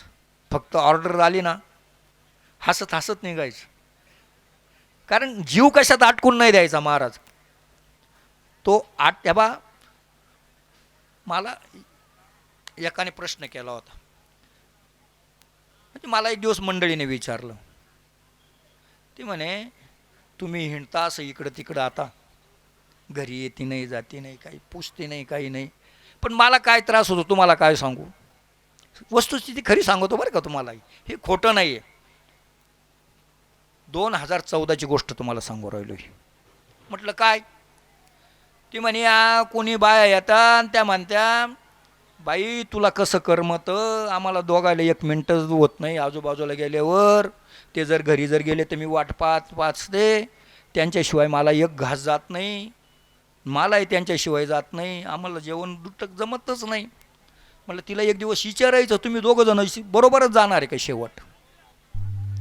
शेवट कोणती पती पत्नी आहे अशी आपण सांगा मला वर करून हात करून, का आम्ही छाती टोकपणे सांगतो आम्ही जोडीनं दोघं जण एका दिवशी बरोबर जाणार आहे. शिरसाट महाराज जोड फुटणार आहे का नाही, फुटणार आहे ना. एक दिवस मुलाच्या आधी आपल्याला जावं लागेल, किंवा एखादं काही वाईट असलं तर मुलगाही अगोदर जाऊ शकतो. कोण कोणाच्या अगोदर जातं काही सांगता येतं का नाही महाराज. मग आपला जीव कोणात अटकवतो, त्या गोष्टीत अटकवतो का नाही महाराज. पण एक दिवस सोडायचं आहे ना, अरे ते ज्यावेळी सोडायचं आता सोड, होय बाजूला, कधीतरी सोडायचं आहे ना, होय सावधान, होय बाजूला. आणि जे खरं आहे ना त्याच्यासाठी कामाला लाग, जे खरं तुझ्या संग येणार आहे ना त्या कामाला लाग. तिला सांगितलं एकच तिला सांग, जाताना तू त्याच्याबरोबर जाशील का त्याला बरोबर नेशील. तुला आलं तर तू त्याला नेणार आहे बरोबर का त्याला आल्यावर तुला बरोबर नेणार आहे. एक दिवस मागं पुढं व्हायचंच आहे ना. आजच ठरव तू माझी तुझी माझी घोंगडी बाजूला झालेली. प्रारब्धान होतो जोपर्यंत होतो तोपर्यंत होतो, प्रारब्धाना जोपर्यंत होतो तोपर्यंत होतो. प्रारब्ध ठरव तुझं माझं, आज तू बाजूला आणि मी बाजूला आहे. ह्या गादीवर बसून बोलण्याचा अधिकार नाही, पण आम्हाला गुरु, माझे गुरुवर एक केंद्रे बाबा आहे. माझ्या डोक्यावर हात आहे ना महाराज, एका वैराग्याचा हात आहे, साध्या माणसाचा नाही आहे, साध्या माणसाचा नाही आहे महाराज. ह्यावेळी जी शिष्यमंडळी आहे ना, कोणाला प्रसाद नाही मिळाला. केंद्रे बाबांच्या ताटात मी जेवलेलो माणूस महाराज. केंद्रे बाबांचे वाखरीमध्ये मी बाहेर असताना बाबाजीने आवाज देऊन बोलवलं. मी बाहेर होतो, मला 2-4 जणांनी सांगितलं बाबाला बोलवत होते. गेलो, म्हटलं का हो बाबा, काही नाही म्हणे, वरती या गाडीमध्ये. आणि बाबांनी ताट करून आणलेलं होतं. ते म्हणे काहीतरी करा, जेवण करा म्हणे थोडंफार का. म्हटलं बाबा अजून इतकं नाही, बसा बसा. ताट केलेलं, बसा. म्हटलं बाबा नंतर, नाही गाडीतच बसा म्हणे. गाडीचा पडदा खाली होता. ते म्हणे आपल्याला दोघायला एकत्र जेवण करायचं. शिरसाट माझ्या डोळ्यात पाणी आलं, आणि बाबाच्या ताटात जेवणारा शिष्य हा त्यांच्यावाला आहे. मग अशा वैराग्यवानाचा काहीतरी थोडाफार आशीर्वाद असेल का नाही, असेल का नाही, असणारच. हे जे बोलतो हे त्या गुरुची तपश्चर्या आहे महाराज. जे घडतंय हे त्यांच्यामुळे घडतंय. आणि मी बऱ्याच वेळा बोलून जातो महाराज, मी कोणाचाच नाही, मी कोणाचाच नाही. आणि ज्याचं आहे त्याचं नाव केंद्रे बाबा आहे, ज्याचं नाव आहे त्याचं केंद्रे बाबा आहे. आणि बांधेल आहे कळसाला. ज्या दिवशी कळस झाला महाराज, त्या दिवशी सगळं झालं, त्या दिवशी सगळं झालं. म्हणून मी मग बोलता बोलता बोलून गेलो. अर्जुन होता, 18 अंशांनी सैन्य मारलं अर्जुनाने.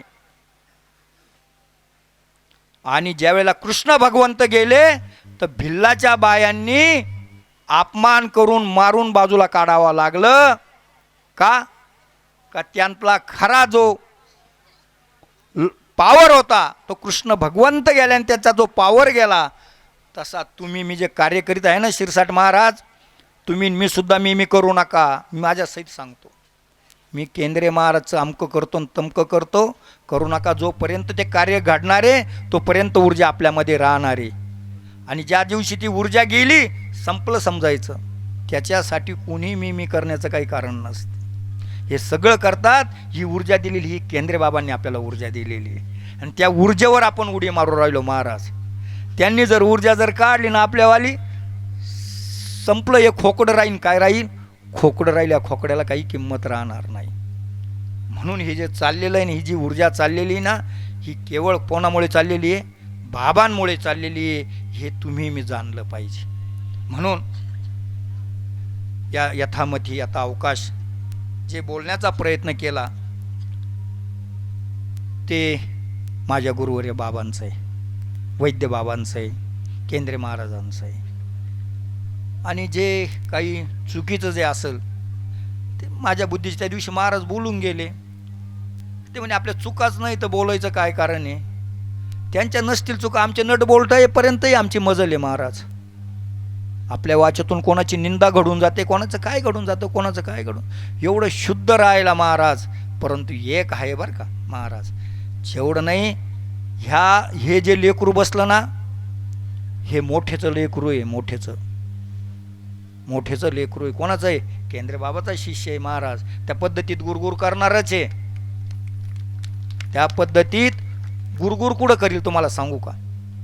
जिडं गुरगुर करायचं तिडं नाही, तिडं तुमचे पाय धरून पाया पडेल महाराज. तुमची माफी मागायला काही लाज आहे का महाराज?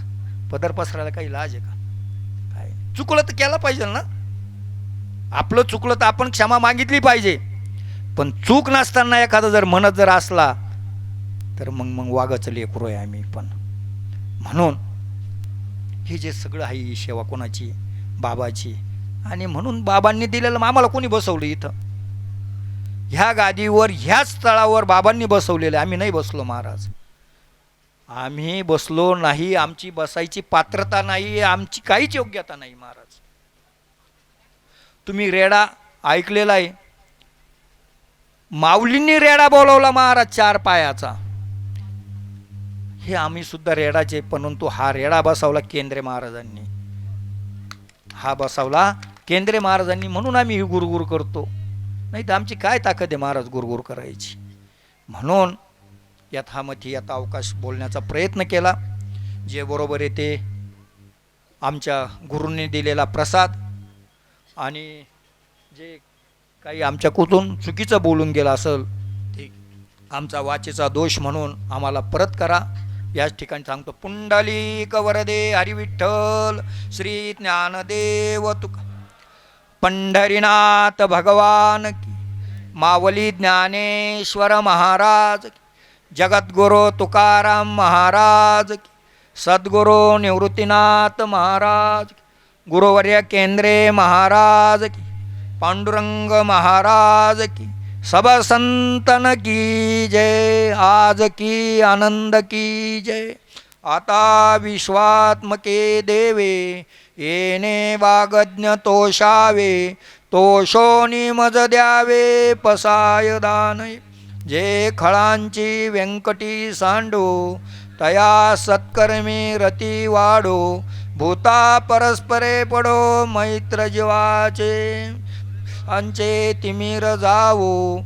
विश्व स्वधर्म सूर्य पावो, जो जे वांछिल तो ते लावो. प्राणी जात वर्षत सकळ मंगळी, ईश्वर निष्ठांची मांदी आळी. अनवरत भूमंडळी भेटू तया भूता. चला कल्पतरूचे आरव, चेतना चिंता मनीचे गाव. बोलती जे अर्णव पियुषांचे, चंद्रमे जे अलांछन.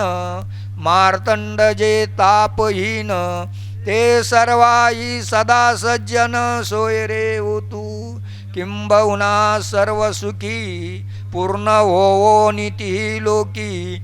भजी जो आदि पुरखी अखंडित आणि ग्रंथोपजीवे विशेषी लोकीये दृष्टा विजय होवा वेगी एत मने श्री विश्वेश्वरावो हा होईल दान पसावो येणे वरिये ज्ञान देवो सुखिया झाला येणे वरिये ज्ञान देवो सुखिया झाला येणे वरिये ज्ञान देवो सुखिया झाला हरि ओम शांती शांती शांती पुंडलिक वरदा हरी विठ्ठल श्री ज्ञानदेव तुका पंढरीनाथ भगवान की मावली ज्ञानेश्वर महाराज जगद्गुरु तुकाराम महाराज गुरुवर्य केंद्रे महाराज सब संतन की जय. बसा खाली बसा. पावली उठू नका, एक मिनटं उठू नका. बसा बसा बसा. पाहुणे मंडळ बसा. मला माहिती तुम्ही थकलात. बसा बाबा बसा बसा. ओ बसा माऊली बसा बसा. बसले बसले. पत्रकार तुम्ही पण बसा. मीडियावाले तुम्ही फक्त उभं राहा. आज चालू असल्या तीर्थयात्रा सोहळ्यामध्ये मागची मंडळी पुढे या बरं. मला जरा तुमचं दडपण येईल आज. पुढे या. हां पुढे या. मागची मंडळी पुढे या. साठे पुढे या. माऊली साठे माऊली पुढे या. पुंडली गवर्धारी विठ्ठल श्री ज्ञानदेव गुरुवरे गोविंद महाराज की जय. सर्वाला सूचना आहे, अजून स्वयंपाकघराकडे कोणी जाऊ नका. ताटं वाजवू नका. ती ताटं बंद करी भूषण. कृपया ताटं घेऊ नका कोणी. थोडंसं कोणाचा अपमान होईल असं वागू नका. आता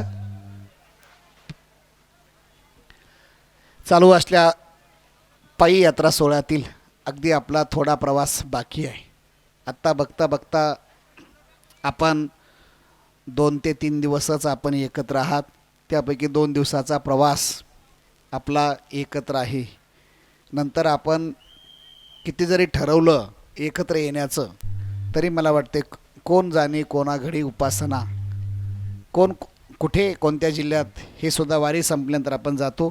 तसं आज पायी वारीतील नातीपुते या मुक्कामी आजची प्रवचनरूपी सेवा हरिभक्तपरायण रामदास महाराज जाधव अतिशय सुंदर केली. त्यांचं जोरात एकदा टाळ्याच्या गजरात स्वागत करायचं आहे. अतिशय सुंदर सेवा केली आणि त्यांच्यापेक्षा जास्त निसर्गानं साथ दिली. पहिला प्रश्न पडला होता. या ठिकाणी वैकुंठवासी मृदंग महर्षी या ठिकाणी आज उभ्या महाराष्ट्रामध्ये आता मृदंग वाजतात. त्यांची या ठिकाणी कृपा आहे. मृदंग महर्षी पांडुरंग महाराज वैद्य बाबा त्यांची आज पुण्यतिथी या ठिकाणी संपन्न होते आहे. आणि निसर्गानं सुद्धा आज आपल्याकडे साथ दिली. सज्जन हो, अजून बऱ्यापैकी 60% लोकांच्या दिंडीमधल्या गाड्या पाठीमागे आहेत. आपली तशी परिस्थिती होती, पण गुरुवारी महाराजांच्या आशीर्वादाने घुगेसाहेबांनी सकाळी गाड्या लवकर या ठिकाणी नियोजन केलं. ताट वाजू देऊ नका रे कोणी. ए थांब रे, परत पण नको सांगायला होता.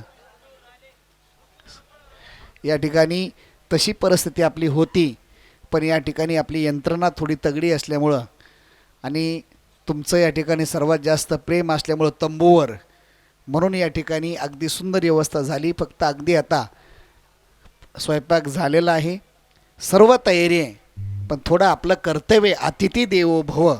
आज आपलं रोज चालूच आहे. जेवणं चालू आहे, बसणं चालू आहे, झोपणं चालू आहे, पण आपल्याकडे जे अतिथी येतात त्यांचंसुद्धा आपल्याकडे त्यांचं नाव उल्लेख करणं, सत्कार करणं हे आपलं फडांचं आपलं कर्तव्य असतं. म्हणून विनंती असेल आपल्याला, अगदी स्वयंपाकामुळे मी लांबवत नाही आहे. डोक्यात भ्रम काढा.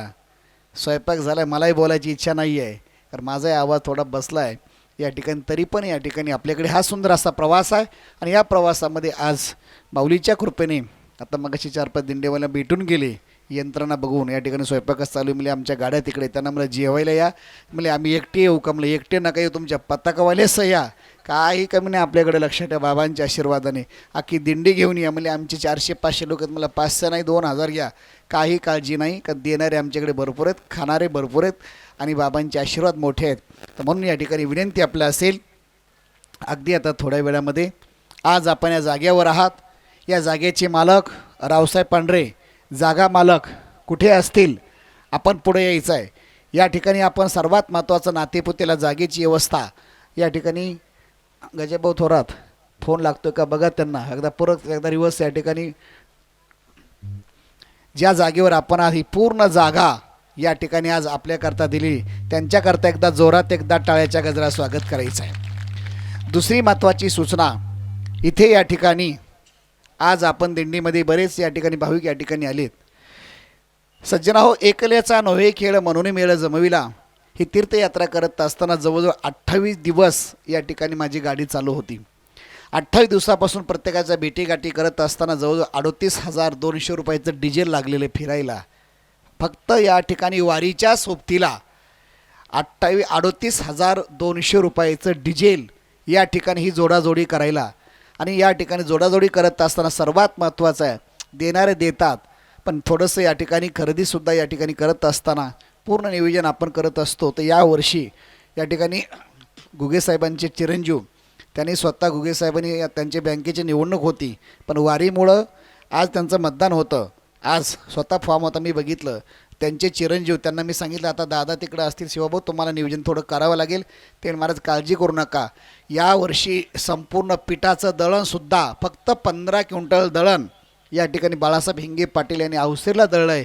बाकीची संपूर्ण व्यवस्था मिठासह या ठिकाणी शिवाभाऊ घुगे यांना विनंती असेल आपण पुढं यायचं आहे. तंबूत बसले असतात तर लवकर दोघांनी पुढं यायचं आहे. आपल्याकडे वेळ कमी आहे. सुनील शेठ गाडगे आपण गप्पा मारत बसण्यापेक्षा त्यांना पुढं पाठवा. पूर्ण या ठिकाणी त्यांचा कामाचा व्याप असताना, व्यापारी डोका असताना सुद्धा या ठिकाणी पूर्ण खरेदी आज ते दिंडीला भेट देण्याकरता सहकुटुंब आले. पुनश्च एकदा या ठिकाणी साहेबांचे चिरंजीव आणि अतिशय या ठिकाणी सेवा. प्रत्येक गोष्ट लक्षात ठेवा, आचार्याला जिऱ्यासह जी कधी गोष्ट घेता अतिशुक्ती तुम्हाला वाटेल, या ठिकाणी पूर्ण खरेदी आणि ते सुद्धा या ठिकाणी प्रत्येक गोष्टीमध्ये 20 रुपये 30 रुपये 10 रुपये आपल्या संस्थांचे वाचले पाहिजेत आणि आपल्या वारकऱ्याला क्वालिटी दिली पाहिजे. बघा आज यावर्षी दिंडीमध्ये फक्त लोकांचं तोंडाचंच हाच आपल्याला थोडासा नॉर्मल एक ॲलर्जी झाली सर्वाला. नाही तर एकही माणूस आपल्या दिंडीमध्ये ज्याला या ठिकाणी पोट बिघडलं आहे, पोट दुखायलं आहे आणि म्हणून आपण त्याला सलाईन लावली असा एकही माणूस दाखवा. त्याला एक कारण आहे की सर्वात महत्त्वाचं आरोग्यकरता या ठिकाणी सर्व संस्थेच्या वतीने काळजी घेतली जाते. आरोग्याच्या अगोदर भोजनाची आणि नंतर पाण्याची व्यवस्था. आपली बिस्लेरी बघा, इतर हॉटेलचे बिस्लेरी बघा, 10 रुपये आपण बघतो तिथे आरोग्य बिघडलं जातं. पूर्ण या ठिकाणी सर्वात महत्त्वाची क्वालिटी. 40 रुपये किलो गहू आहे. आज आपल्याकडे 600-700 कट्टा धान्य पडून आहे, पण ते सुद्धा आम्ही वर्षभर खातो आहे. पण दिंडीला या ठिकाणी चांगल्याच पद्धतीने क्वालिटी या ठिकाणी देत असतो. या ठिकाणी शिवाभाऊ घुगे, शिवशंकर गजानन घुगे या ठिकाणी सहकुटुंब सहपरिवार आलात. आपलं या ठिकाणी स्वागत होतं आहे. भगवान शेठ बडेकर फेटा बांधून स्वागत करायचं आहे त्यांचं. एकदा पुनश्च एकदा ऐका, ही फेटा म्हणजे आम्हाला पुढची तयारी आहे. बसा, पुढच्या वर्षी नारळ देऊन टाकतो खरेदीचा आत्ताच. पुढे या, अगदी पूर्ण खरेदी. लक्षात ठेवा, पैसे देऊन देणं मोकळं आहे, पण प्रत्येक गोष्टीची यादी, मागची वर्षी यादी काढून, मला वाटते ज्ञानेश्वरच्या ओव्या कमी वाचत असतील, पण या ठिकाणी किरणची यादी त्यावर डबल पारायण झालं असेल. उठू नका माऊली कोणी.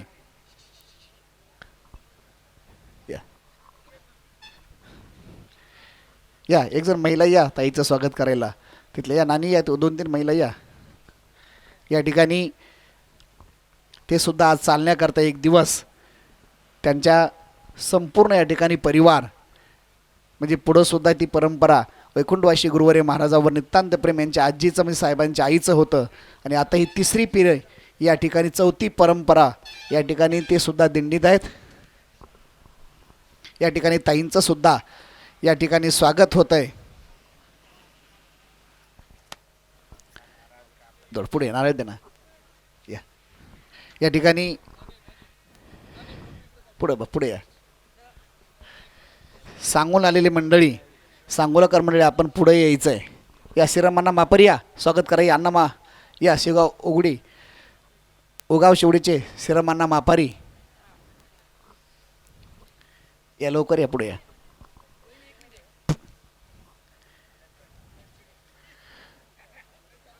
पुढे या, जोरात एकदा या ठिकाणी टाळ्याच्या गजरात स्वागत करायचं आहे.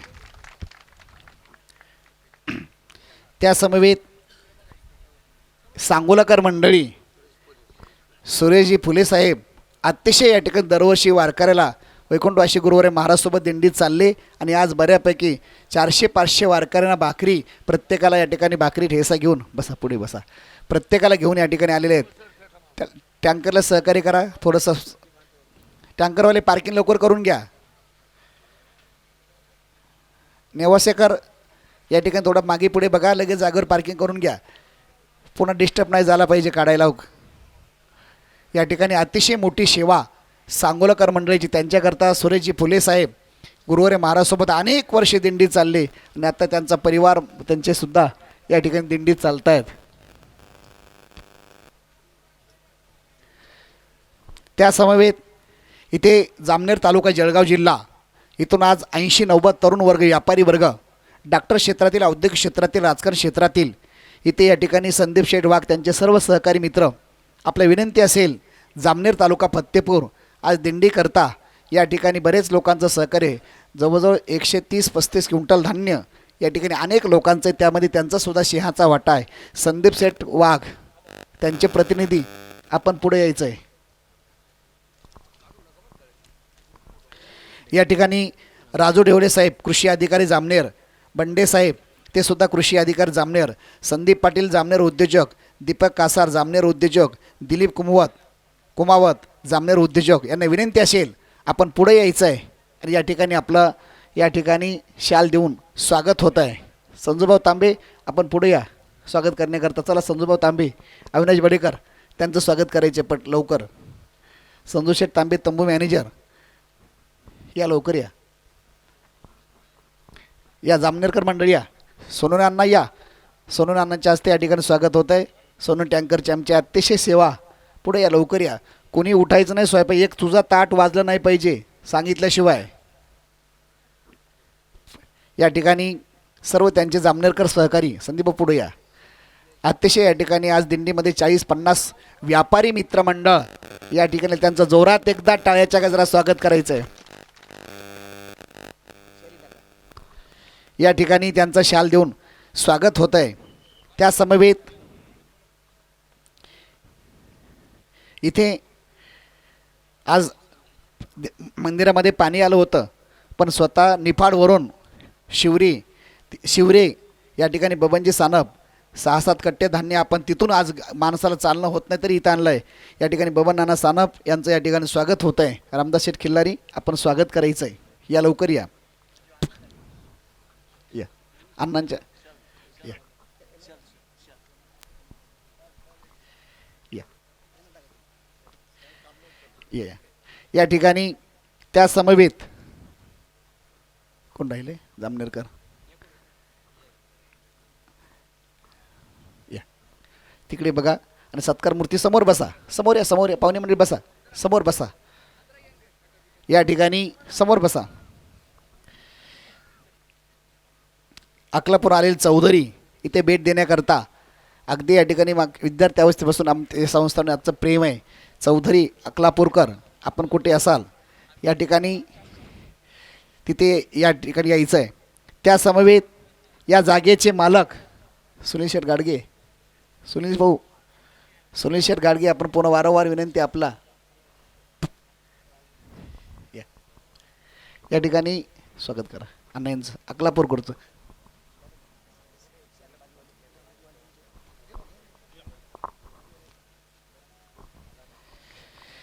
या ठिकाणी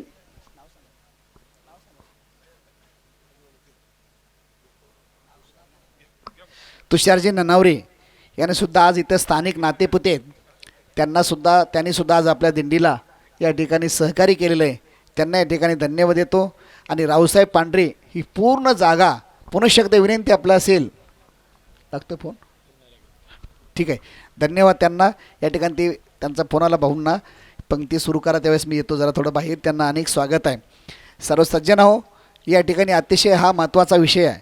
आणि आता जाता जाता परवा जो आपण संकल्प केला फलटणला, यावर्षी आपलं 49 वर्षे संपन्न होते, जवळजवळ आता संपुष्टात येत आहे. आता बघता बघता रोज सूर्य उगवतो, रोज मावळते, कोणाकरता उगवायचा थांबत नाही, मावळायचा थांबत नाही. येणारा काळ आपल्या दिंडीमधील सुवर्ण महोत्सव वर्ष असेल, तोही आपण त्याचे साक्षीदार असाल आणि ते आपल्या उपस्थितीमध्ये संपन्न करायचं आहे. तर त्याच्याकरता या ठिकाणी अतिशय मोठं योगदान सहकार्य आपलं सर्वांचं अपेक्षित आहे. त्याच्याकरता सर्वात महत्त्वाचं आहे 50 त्या कार्यक्रमाचं स्वरूप असेल 50 पताकावाली पुढच्या वर्षी 2027ला 50 पताकावाली दिंडी चालतील. त्याचं नाव नोंदणी तिथे जवळजवळ 18 ते 19 पताकावाल्यांनी नाव दिलेलं आहे. 50 पताका आळंदी ते पंढरपूर, 50 तुळशीवाल्या त्यांचं जवळजवळ 25 ते 26 महिलांनी नाव नोंदणी केलेली आहे. ऑफिसमध्ये दिंडीमध्ये चालत असताना या ठिकाणी तेवढी सेवा कधी मिळणार नाही. कारण पताकाची सेवा घेत असताना लक्षात ठेवा दत्त चोपदारी करत असे, दत्त प्रभूने चोपदारी करावी. पताका म्हणजे सामान्य नाही आहे. उंच पताका झळकती, पताक ही फार मोठी सेवा आहे. तुळशीची सेवा या ठिकाणी फार मोठी सेवा आहे. म्हणजे ज्या भाविकांना पुढच्या वर्षी 2027ला दिंडीमध्ये आपल्याला तुळशी घेऊन चालायचं आहे, कलश घेऊन चालायचं आहे, त्यांनी ऑफिसमध्ये नाव द्या. त्या ठिकाणी नाव नोंदणी चालू आहे. त्यांचं स्वरूप असेल प्रत्येकाला संस्थांतर्फे 2 या ठिकाणी एकाच कलरमधल्या 2 साड्या दिल्या जातील. वारकरी पोशाखामध्ये ज्यांनी पताका घेतली त्यांना दुसरा ड्रेस नसेल. एकाच पोशाखामध्ये वारकरी पोशाखानं आपली दिंडी परंपरेची दिंडी रिमिक्स दिंडी नाही आहे. यामध्ये त्याला प्रत्येकाला वारकरी पोशाखाचे कपडे असतील आळंदी ते पंढरपूर संस्थांतर्फे. आणि त्याच्याकरता पूर्ण साडेची सेवा या ठिकाणी जी दिंडीमध्ये तुळस घेऊन चालतात सखुबाई साधू पिंगळे यांच्या वतीने त्यांचे चिरंजीव या ठिकाणी अमेरिकेहूनच पहिल्यांदाच या ठिकाणी 4-5 दिवसापूर्वी आपले सामील झाला आहे. पप्पू साधू पिंगळे, पप्पू या ठिकाणी पप्पू सेठ सखुबाई साधू पिंगळे, वडगाव काशेंबे तालुका आंबेगाव जिल्हा पुणे यांच्या वतीने 51,000 रुपये साड्याकरता देण्याचं आश्वासन दिलेलं आहे. त्या समवेत या ठिकाणी दुसरे मुक्ताजी नागरगोजे याही भाविकांनी या ठिकाणी 25,000 रुपये या पोशाखाकरता दिलेलं आहे. मग त्याचंसुद्धा नियोजन जवळजवळ झालेलं आहे. या ठिकाणी वस्त्रदानाचं त्यांच्या वतीने दोघांच्या वतीने तिथे पूर्ण पोशाख 2 ड्रेस अगदी ते सुद्धा चांगल्या क्वालिटीचे ड्रेस त्यांना दिले जाणार आहेत. पण विनंती आहे ज्या भाविकांना पताकाकरता नावं द्यायची असतील त्यांनी तिथे ऑफिसमध्ये नावं द्या. पुन्हा या ठिकाणी संधी आपला मिळणार नाही. महिलेलासुद्धा विनंती आपण असं चालतो आहे तर तुळशी जर घेतल्या तर नामस्मरण होईल, जास्त दिंडीमध्ये आपण थांबू म्हणून या ठिकाणी तिथे नाव नोंदणी द्यायची आहे. तिसरा महत्त्वाचा मुद्दा असेल की अन्नदान. गुरुवारे बाबांनी अन्नदान केलं. अन्नदान करत असताना सर्वात पाटील बघा पाटीलसुद्धा म्हणले मी पताका घेतो होता. पाटलाकरता जोरात टाळी वाजवा आहे ना. या विश्वस्त म्हणले सर्व आपण सर्वांनी करायचं असतं. जोरात एकदा पाटलाकरता टाळी वाजवा. लुंगी चालत नाही आम्हाला, ड्रोत घालवल. तुळशी करता आम्ही संस्थान त्यांना तुळशी देणार आहे. या ठिकाणी फक्त ते नाव द्यायचं आहे, तुळस आणायची नाही, काय नाही, फक्त आळंदीपासून सामील व्हायचं आहे. या ठिकाणी सर्वात महत्त्वाचा मुद्दा तुळससुद्धा संस्थांच्या वतीने त्यांना दिली जाणार आहे. अगदी तिसरा महत्त्वाचा आहे गुरुवारे बाबांनी आयुष्यभर अन्नदान केलं. दिंडीमध्ये बघा एकही माणूस आपला उपाशी नाही राहणार नाही की माऊलीची कृपा आहे, बाबांचे आशीर्वाद आहेत. पण छोटासा प्रयत्न आपण करणार आहोत, मोठा करणार नाही. कारण सोहळ्यामध्ये टाटा बिर्लासुद्धा कमी पडेल. आपण तर की जाडके पत्ते आहेत. पण लक्षात ठेवा स्वप्न मोठे बाळगायचे असतात. हा माणूस जरी छोटा असेल दरिद्री माणसानं स्वप्न बाळगायचे नाहीत. संकल्प चांगला असेल तर भगवान त्याची सिद्धीला घेऊन जातो. सत्य संकल्पाचा दाता नारायण, सर्व करी पूर्ण मनोरथ. गुरुवारे बाबांनी कोणतंही स्वप्न सामान्य केलं नाही. म्हणून पुढच्या वर्षी सुवर्ण कळस आपला जास्त खर्च करायचा नाही. कारण आपल्याकरता सुवर्ण महोत्सवाकरता जास्त खर्च करायचा नाही. येणारं स्वप्न आपलं दिंडीचं आहे. पण थोडासा अल्पसान छोटा प्रयत्न आपण करणार आहोत. त्याच्याकरता अन्नदानाची संकल्पना आपण फलटणमध्ये मांडली आणि मांडत असताना आता जवळजवळ दिंडीच्या व्यतिरिक्त ज्यांचं या ठिकाणी पंक्ती तशाच राहणार, सगळं नियोजन तिथं इकडं डिपार्टमेंट वेगळं तिकडलं वेगळं, तर त्या डिपार्टमेंटकरता पूर्ण सेवा म्हणून जबाबदारी या ठिकाणी संस्था सांगेल त्या पद्धतीने कोपरगाव ग्रुपच्या वतीने आणि सानपाळा रामदास खिल्लारी ग्रुपच्या वतीने त्यांनी सांगितलं की आम्ही जेवढं काही सहकार्य करू तेवढं सहकार्य म्हणजे करून घेण्याचं. का द्यायला माणसं भरपूर आहेत, खाणाऱ्या माणसं पाहिजेत आणि वाढायलाही पाहिजेत. तर या ठिकाणी बापूंनी सांगितलं की आम्ही या ठिकाणी निष्काम पद्धतीने जेवढी काही उपासना करता येईल, सेवा करता येईल. रामदास खिल्लारी सानपाडा ग्रुप अजून आपल्या ग्रुपमध्ये सामील व्हायचं आहे. तर या ठिकाणी पूर्ण आपण फक्तच नावं द्यायचेत, संपूर्ण तिथलं नियोजन फक्त वाढायचं काम आपण करायचं आहे. सगळं नियोजन ते करणार आहेत. तर या ठिकाणी अन्नदान करण्याकरता छोटासा संकल्प केला आणि पहिल्या दिवशी आळंदीच्या विद्यार्थ्यांच्या वतीने गावकऱ्याच्या वतीने व्यंकट महाराज फड स्वतः या ठिकाणी खिशातला द्यायचं नाही, ती खिशाला देऊ अगर लोकांकडनं घेऊन देऊ, ती या ठिकाणी माऊलीच्या पादुका पहिल्या थोरल्या पादुका तिथे त्यांच्या वतीने अन्नदान आहे, त्यांच्याकरता जोरात एकदा टाळी वाजवा. त्याच्यानंतर 2 दिवसाची सेवा या ठिकाणी संस्थांचे आधारस्तंभ माजी आमदार हडपसर असेल, पुढचा विभाग असेल गजानन घुगे साहेब यांच्या वतीने 2 दिवसाचं या ठिकाणी चालूमध्ये जेवढं काही आपलं घडेल तेवढं, नियम नाही असं सर्व सोहळ्याला, काही 5 क्विंटल 10 क्विंटल जेवढं काही घडेल तेवढं अन्नदान 2 दिवसाचा खर्च या ठिकाणी त्यांच्या प्रतिनिधी म्हणून त्यांच्या वतीने असेल, या ठिकाणी घुगे साहेबांच्या वतीने आहे. तिसरं या ठिकाणी जेजुरीचा जो अन्नदान आहे, जेजुरीचं या ठिकाणी रामदास शेठ खिल्लारी त्यांचे मित्रपरिवार सानपाडा अगदीच त्यांनी सांगितलं की 1 दिवसाचा आपण चालूमध्ये जेवढं काही आम्हाला करणं होईल तेही VIP पद्धतीने ते तिथे करणार आहेत. आपण फक्त त्या ठिकाणी भोजन करायचं, काम करायचं या ठिकाणी आणि तिथे टेजीवर थोडंसं नियोजन आपण करायचं. तथा या ठिकाणी 1 दिवसाचं अन्नदान समस्त ग्रामस्थ मंडळ कोपरगावकर ऑफिस मंडळी बघा, ऑफिसमध्ये सेवा बेशी फाडून पावत्या बेशी फाडूनसुद्धा सेवा देत आहेत. आमचे कालिकांना असतील, सोपन शेठ गुले असतील, नरोडे साहेब असतील, त्यांचे सर्व सालके साहेब असतील, सर्व टीम 25 क्विंटल साखर या दिंडीला त्यांनी दिलेली आहे आणि ऑफिसची सेवा ते करतायत. 1 दिवसाचं अन्नदान या ठिकाणी ते म्हणले आम्ही 2 दिवस सांभाळतो. मला 2 दिवस नका सांभाळू, कारण डबल एखादी एकाच घरी जर माणूस डबल जेवायला गेला तर या ठिकाणी पोट भरत नाही. बाबा सांगायचे एका घरी एका जिल्ह्यात पोट भरत नाही, एकच तुम्ही चांगलं सांभाळा, चांगलं सांभाळतील. या ठिकाणी कोपरगाव ग्रुपच्या वतीने त्यांच्याकरता जोरात एकदा टाळी वाजवा. 1 दिवस तोही सुद्धा झाला. तर या ठिकाणी 1 दिवस समस्त ग्रामस्थ म्हणजे गेवराई सेमी या ठिकाणी अतिशय मोठं सहकार्य त्यांचं असतं आणि समस्त ग्रामस्थ मंडळ खुल्लोड या दोन्ही गावांनी 1 दिवसाचं अन्नदान जेवढं काही होईल तेवढं या ठिकाणी 1 दिवसाचा खर्च त्यांनी स्वीकारला. जोरात त्यांच्याकरता एकदा टाळी वाजवा. तथा या ठिकाणी आता अगदी राहिले 4 ते 5 दिवस अजून कोणाला सामील व्हायचं असेल तथा 4 दिवसाचं अन्नदान आळंदी ते पंढरपूर ज्यांचा आम्हाला नाश्ता आहे, भास्कर शेठ परदेशी या ठिकाणी भास्कर शेठ परदेशी यांच्या वतीने नाश्ता आहे. तर मगाशी या ठिकाणी थोडं चिंतन झालं, अजून या ठिकाणी चिंतन होणार आहे.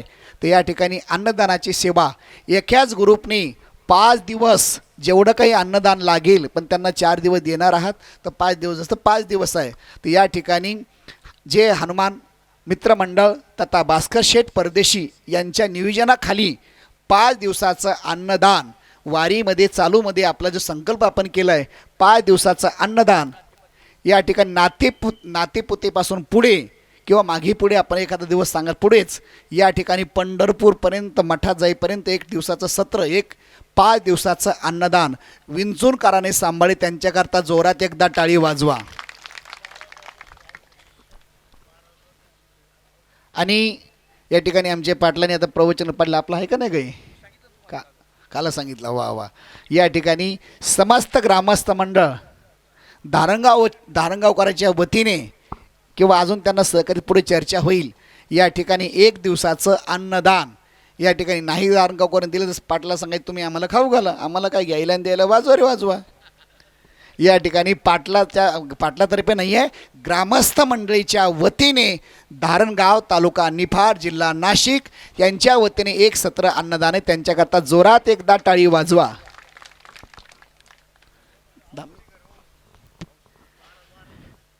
नक्की पहा, कारण ही खेळ छोटा नाही आहे. विचार करा, समस्त ग्रामस्थ मंडळ द्वादशी मंडळ 12-12 या ठिकाणी अवसरीकर मंडळी यांच्या वतीने 1 दिवसाचं जिथे काय आपलं घडलं तेवढं अन्नदान, नाही घडलं तर बाळासाहेब हिंगे पाटील आपण खर्च करायचा. त्यांच्याकरता जोरात एकदा टाळी वाजवा. आणि 1 दिवसाचं अतिशय महत्त्वाचं अन्नदान समस्त ग्रामस्थ मंडळ धामणी, पहाडदारा, शिरदाळा, ज्ञानेश्वर वस्ती यांच्या वतीने या ठिकाणी 1 दिवसाचं अन्नदान 1 दिवस सांभाळा. त्यांच्याकरता जोरात एकदा टाळी वाजवा. 12 दिवस 12 महिने द्वादशी अवसरीचे असतात. सहज बोललो, काही कमी नाही, फक्त खात राहायचं आपण. विनंती आहे, जवळजवळ सर्व दिवस आपले झालेले आहेत, फक्त 4 दिवस बाकी आहे. त्यामध्ये 3-4 लोकांनाही सामील होता येतं. 4च दिवस आपले मुक्कामाचे बाकीत अन्नदानाकरता ते जवळजवळ सर्वच या ठिकाणी आणि ते पंढरपूर सुवर्ण महोत्सव करता या ठिकाणी अन्नदान पूर्ण बाबांच्या आशीर्वादाने तुमच्या सहकार्याने आपल्याला ती सेवा पार पाडायची आहे. हा महत्त्वाचा मुद्दा झाला. आणि अगदी आता महत्त्वाचा मुद्दा असेल, यावर्षी आपल्या अनेक लोक विचारतात की आपण तीर्थयात्रा उल्लेखच केला नाही. दरवर्षी आपल्या अतिशय मोठ्या मोठ्या ठिकाणी तीर्थयात्रा असतात. यावर्षी फेब्रुवारी महिन्यामध्ये श्री क्षेत्र जगन्नाथपुरी गंगासागर तिथे या ठिकाणी 9 दिवसाची तीर्थयात्रा आहे. त्याच्यानंतर अनेक लोकांचा आग्रह आहे वैष्णोदेवी अमृतसर तिथे तीर्थयात्रा आहे आणि या ठिकाणी अयोध्येला तीर्थयात्रा आहे. आणि त्याच्यानंतर ही थोडीशी आर्थिक यात्रा आहे. त्याच्यानंतर 6 सप्टेंबर ते 7 सप्टेंबर ब्रह्मगिरी परिक्रमा शेवटचा श्रावणी सोमवार 11,000 लोकांच्या उपस्थितीमध्ये 11,000 लोकांच्या उपस्थितीमध्ये ब्रह्मगिरी परिक्रमा संपन्न होणार आहे. तिथे सर्वांनी संपर्क करा. 11,000 लोकांच्या उपस्थितीमध्ये तिथे ज्यांना यायचं आहे त्यांनी तिथे शेवटचा श्रावणी सोमवार तिथे संपर्क करा. आणि विशेष सांगायचं आहे की ग्रंथराज ज्ञानेश्वरी मंदिराकरता सुवर्ण कळस आपला बसवायचा आहे. मेन स्वप्न आपलं सुवर्ण कळस आहे. पण ही एक छोटंसं, कारण ही पुन्हा बाबा सांगायचे घडी गेली की पिढी, बैल हा पोळ्यालाच फिरवायचा असतो.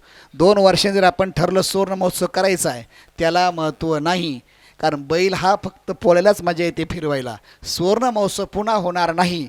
आणि पुन्हा होण्याकरता मला मी त्याशी बोललो क्या भरोसा इस जिंदगी का. या ठिकाणी विनंती असेल की तो साक्षीदार आपला व्हायचा आहे. अतिशय भव्यदेव आपला सुवर्ण महोत्सव संपन्न आपला करायचा आहे आणि त्याच्याकरता सर्वांचं सहकार्य अपेक्षित आहे. आत्तापर्यंत जवळजवळ सर्व अन्नदान होत आहेत. अजून कोणाला सामील व्हायचं असेल,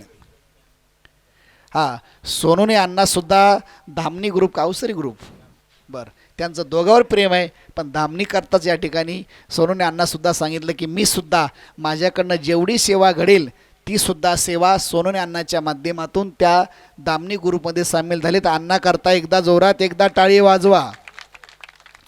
या ठिकाणी ही झाली अशी तीर्थयात्रेचं आणि संपूर्ण स्वरूप असेल. पुन्हा विनंती असेल की ज्या भाविकांना अजून ही नाव ज्याने दिले त्यांचा उल्लेख केला, वैयक्तिक कुणाचंही नाही आहे. अजून कोणाला वाटलं आम्हाला सामील व्हायचं आहे, जास्त खर्च नाही आहे, कारण चालूमध्ये घाबरू नका. स्टेज राहणार आहे, संपूर्ण राहणार आहे. त्या बॅनरवर तुमचं नाव राहणार आहे. दिंडीच्या वतीने सुवर्ण महोत्सव आणि सौजन्य गावाचं नाव, वैयक्तिक नाव तिथे राहणार आहे. आणि त्याच्याकरता ज्यांना अजून सामील व्हायचं असेल त्यांनी सामील आपण होऊ शकताय. 2 दिवस वेळे वर्ष जाणार आहे. अनेक प्रकारे समिती राहतील, त्याचं फार मोठं नियोजन आहे.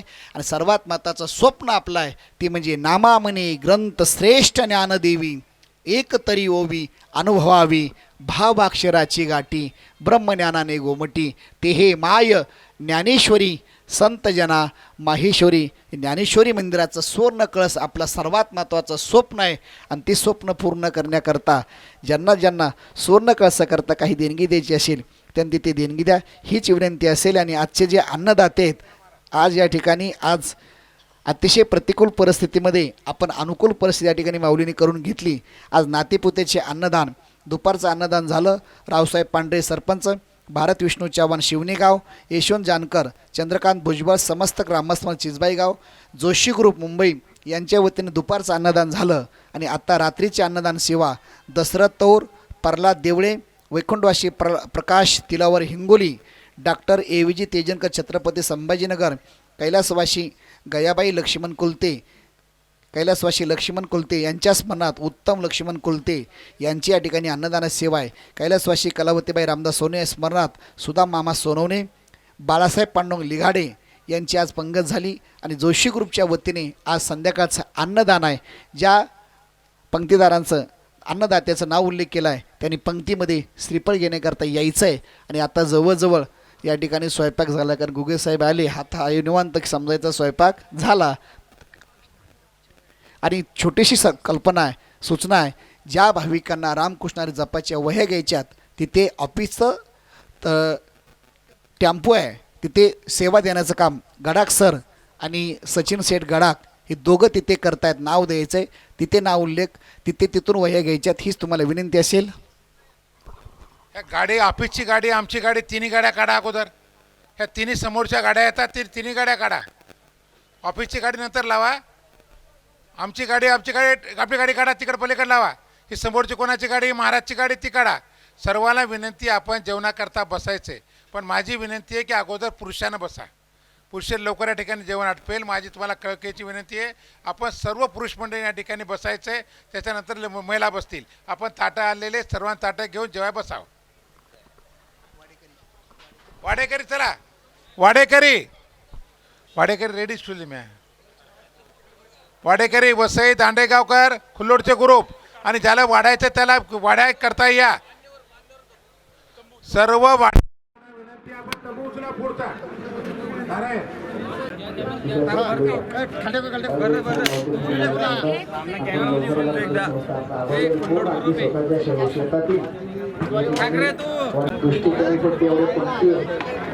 सुद्धा या ठिकाणी पंचप्रभाचा भेट अशा प्रतिकूल परिस्थिती आचरण केला. या ठिकाणी गोकुळ भोर असतील, सोलापूर आल्या महिला, अंबुबाई असतील,